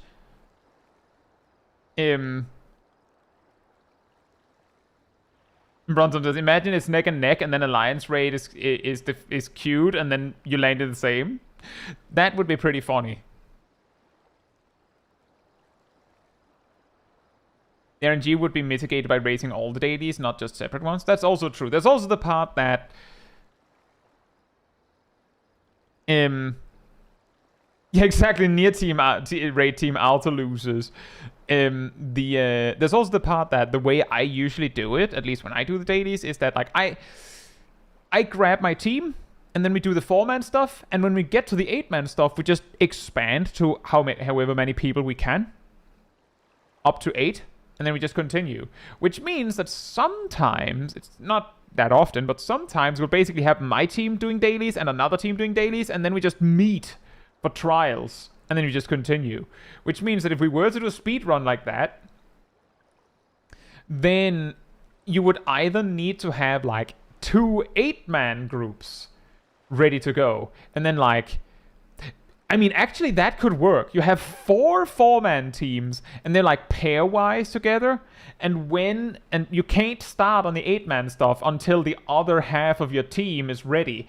This would also mitigate RNG, because if one team is really lucky, then they're just done early and have to wait for the other half of their team.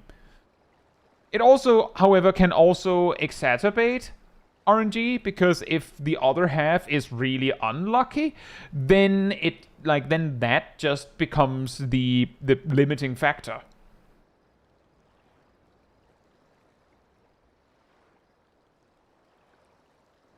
But that could be fun. That could be fun.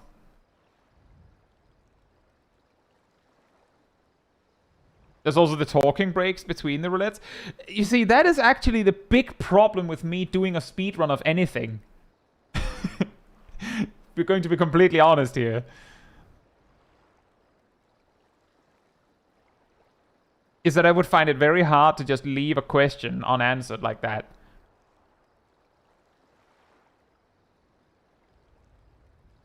Exactly, Kai, yeah. Yeah, that one wouldn't work super well as an emote on YouTube because they don't believe they allow GIFs.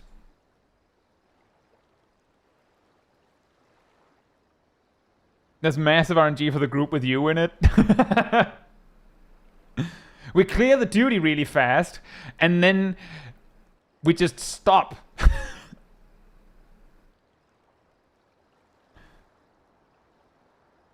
But yeah, I think a starting point would be if you could get 8 players together.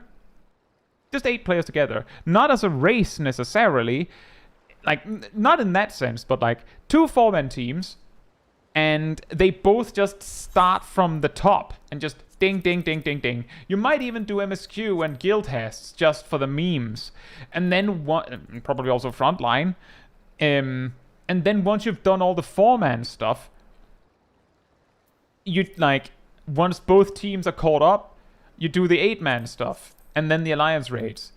And just see how quickly could you do it. If you had like an 8-man team all ready to go, trying to push it to the limit, how quickly could you do your daily roulettes?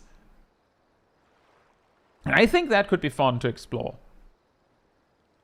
The mild issue is that I at least know that the thing is, I know that specific players usually are ready to go and answer extremely fast when I ask, and I also always bring Sib and Aradil for my dailies. So like my team is usually like the 3 known subjects and a tank.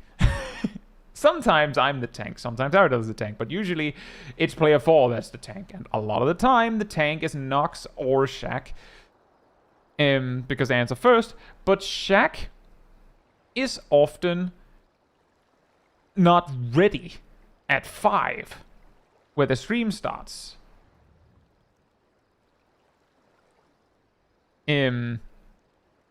So I like, it doesn't, not that it had to be Shaq, but it's more like the 8 people that might be up for it, like ready to turbo, might not be available at the time where the stream would take place.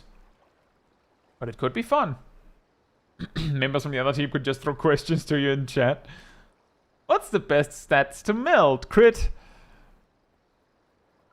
I imagine that I would be reasonably capable of staying on the path. I don't know how much time I spent just standing around during the relic grind speedrun. I'm pretty sure that that one was saved by the simple fact that like 99% of it, nothing complex enough for me to focus actually happened. So I just answer questions while we flew around and did stuff.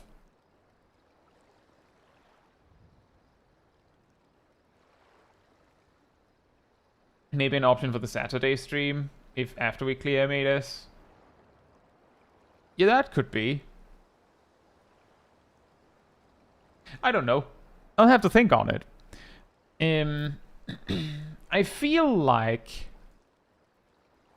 Well, first of all, it is getting a little late already, so I think we'll have to carry the last 2 to next time. Both because I think Nox would actually really like to see this live. And also because... Well, I don't know if Raging Bull is still here and it's their clip, but I would like to also actually give it a chance to actually properly watch it. And we are it is, as I said, getting a little bit late. So I think we will wrap it up from here. Raging Bull is here. Fair enough. But yeah, next time. So that'll be in like 2 weeks. Which one is Nox's clip? It is actually Shaq's clip. The reason why is Nox is tanking, I believe. But Nox is the one asking for advice.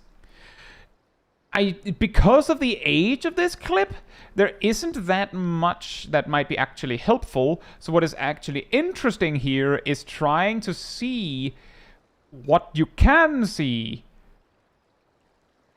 from a set, from like another player's point of view. Like, would we be able to see what Nox is doing wrong or right from this point of view? And that would probably be quite amusing, but mostly if you're there live, right?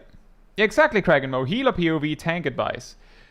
It's a little bit like my when I made the videos healers but from a tank's POV and tanks but from a healer's POV, where I think I, in large part, used clips of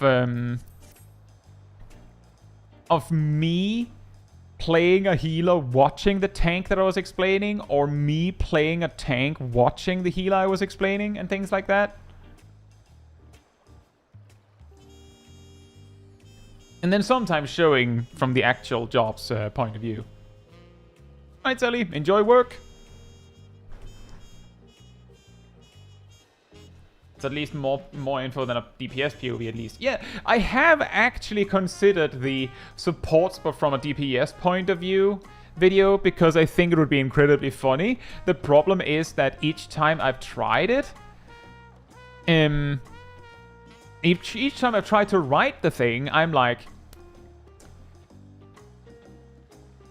what do the tanks and healers do in like a casual duty context that the DPS actually care about?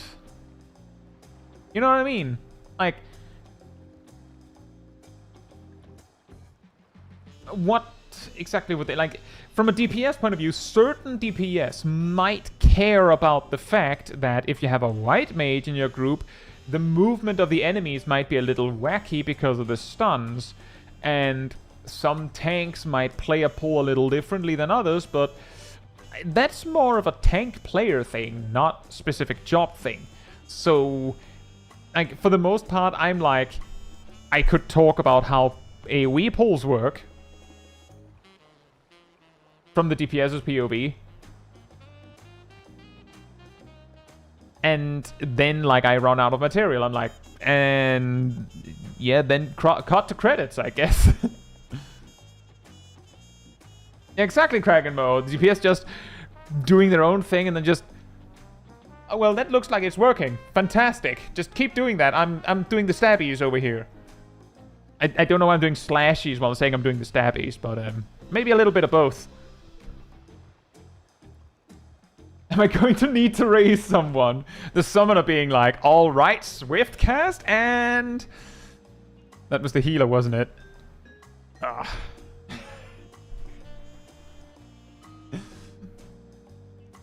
I think I did that on a summoner mental roulette set in Vanguard. All right, swift cast, slipstream, and wait a minute, the healer's dead.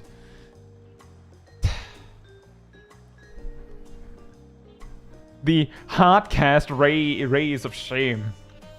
You know, the worst part there is nowadays it would actually be faster to just run over and use Phoenix down.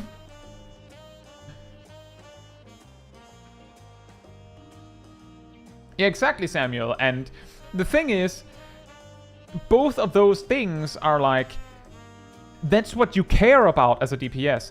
But knowing about it is like obvious.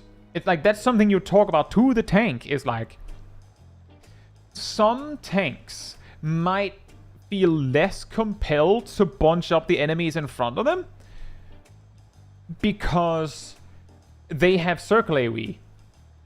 But more likely is the fact that the tank is doing that because they're bad. Like, they're not trying to bunch up the enemies in front of them because they're either selfish or bad.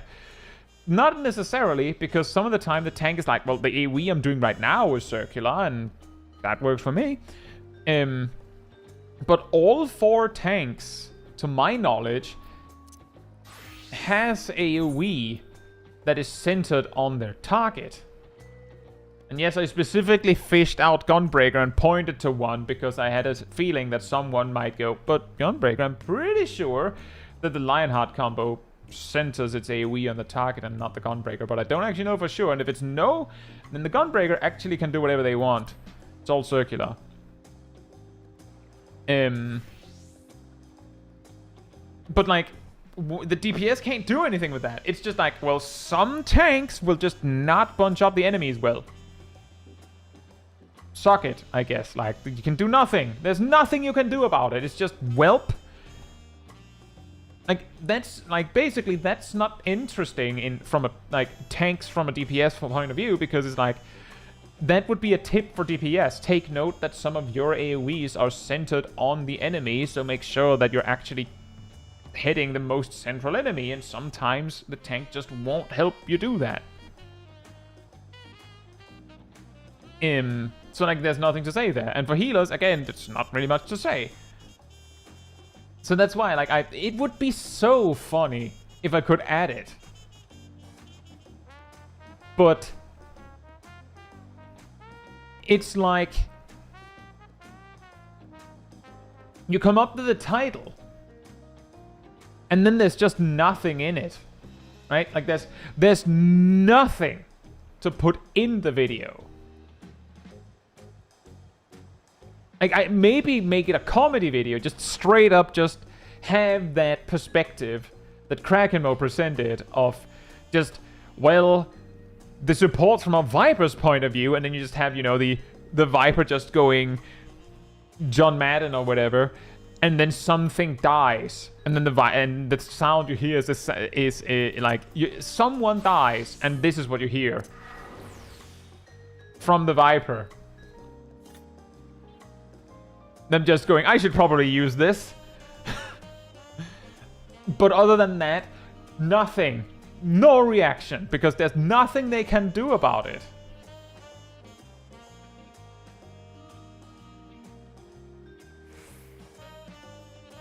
So like, it could be like a funny meme rant video of all those things your tanks and healers do that are so annoying.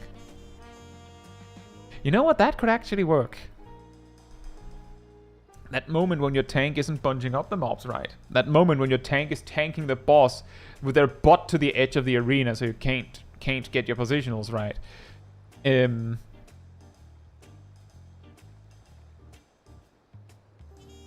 That moment when you die from an AoE while your healers are casting an attack spell.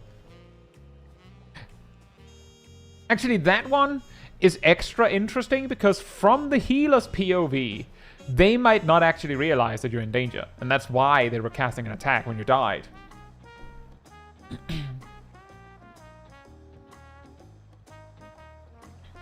Samuel says it would be a video that I would post in my FC Discord. You know what? I'll write that one down.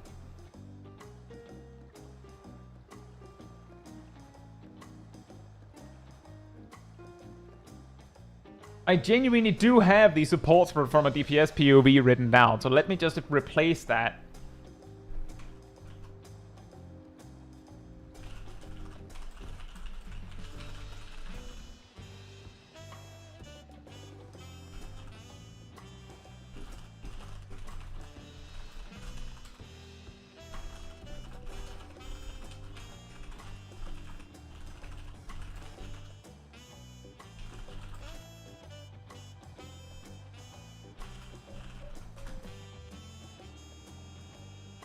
Yeah, I've been dead for 20 seconds. What is the summoner doing?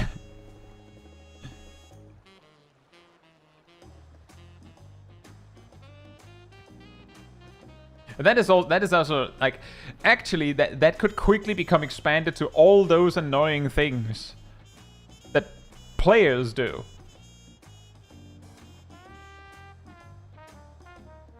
You're sitting there like twiddling your thumbs waiting for a res, and the red mage is doing melee combos. And the summoner just used Swiftcast Slipstream. And the healers, they're somehow out of MP.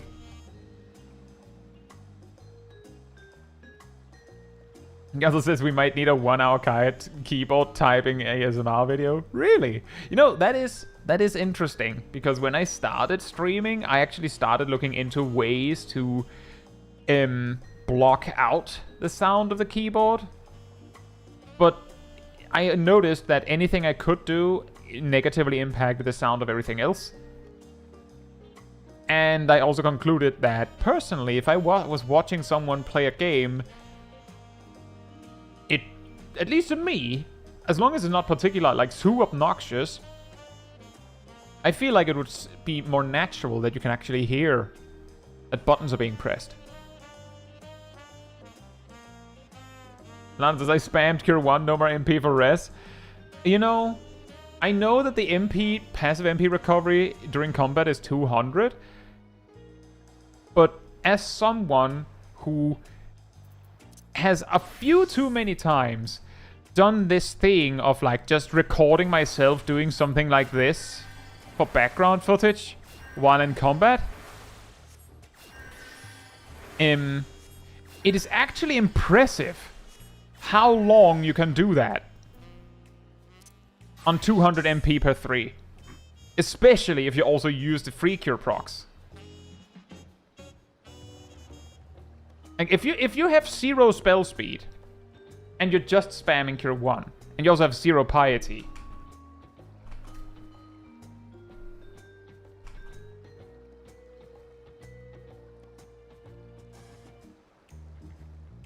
then it would first take you about a full minute of spamming Cure 1 to spend the first 10k MP you already had. And in that time, you would have generated 4,000. And then, that you would be able to cast 10 more, which would then take about half a minute, which would then give you enough to have like 2,000 MP, so you could cast 5, which takes like a quarter of a minute. So you would be able to cast Cure 1 and nothing else, and nothing else for like closing in on 2 minutes while in combat. And if you then include the fact that you'd sometimes use Cure 2 when you have a free cure, woo! I wonder if it is actually possible for like a white mage to run out of MP just doing that under like under logical circumstances. Anyway, me here being like, we should probably be rounding up the stream, talks for 10 minutes more. If you enjoyed this particular stream, it helps me a lot if you leave a like on it here on YouTube. That tells the algorithm this was an enjoyable stream and like other people to enjoy it as well. So thank you so much in advance. And if you'd like to be part of the Discord community server, there's a link right there in the chat. There you will find the weekly schedule where you can see what else is coming up in the coming days. I usually update it Sunday or Monday. You'll also find a link. You'll also find the announcement room with links to videos and streams when they put them out. And if you grab the reminder role in the role assignments room, you'll get a notification whenever I post a video or stream, as well as an extra one around 15 minutes before stream starts, so you can catch it right when we go live. And if you would like to support the channel a bit more directly, you can become a member of the channel. You can gift memberships, or you can. Let me try that again. If you'd like to support the channel a bit more, you can become a member of the channel, you can gift memberships, or you can use the super chat system, or if you don't like any of that, you can also use the Ko-Fi link that Ariel posted there in the chat. It also helps support the channel and me directly, so I can focus on doing stuff like this with all of you. So thanks so much for the support. But that'll be it from me tonight. So good night, good morning, afternoon, or evening, depending where you are in the world, and I hope to see you all very soon. Bye bye!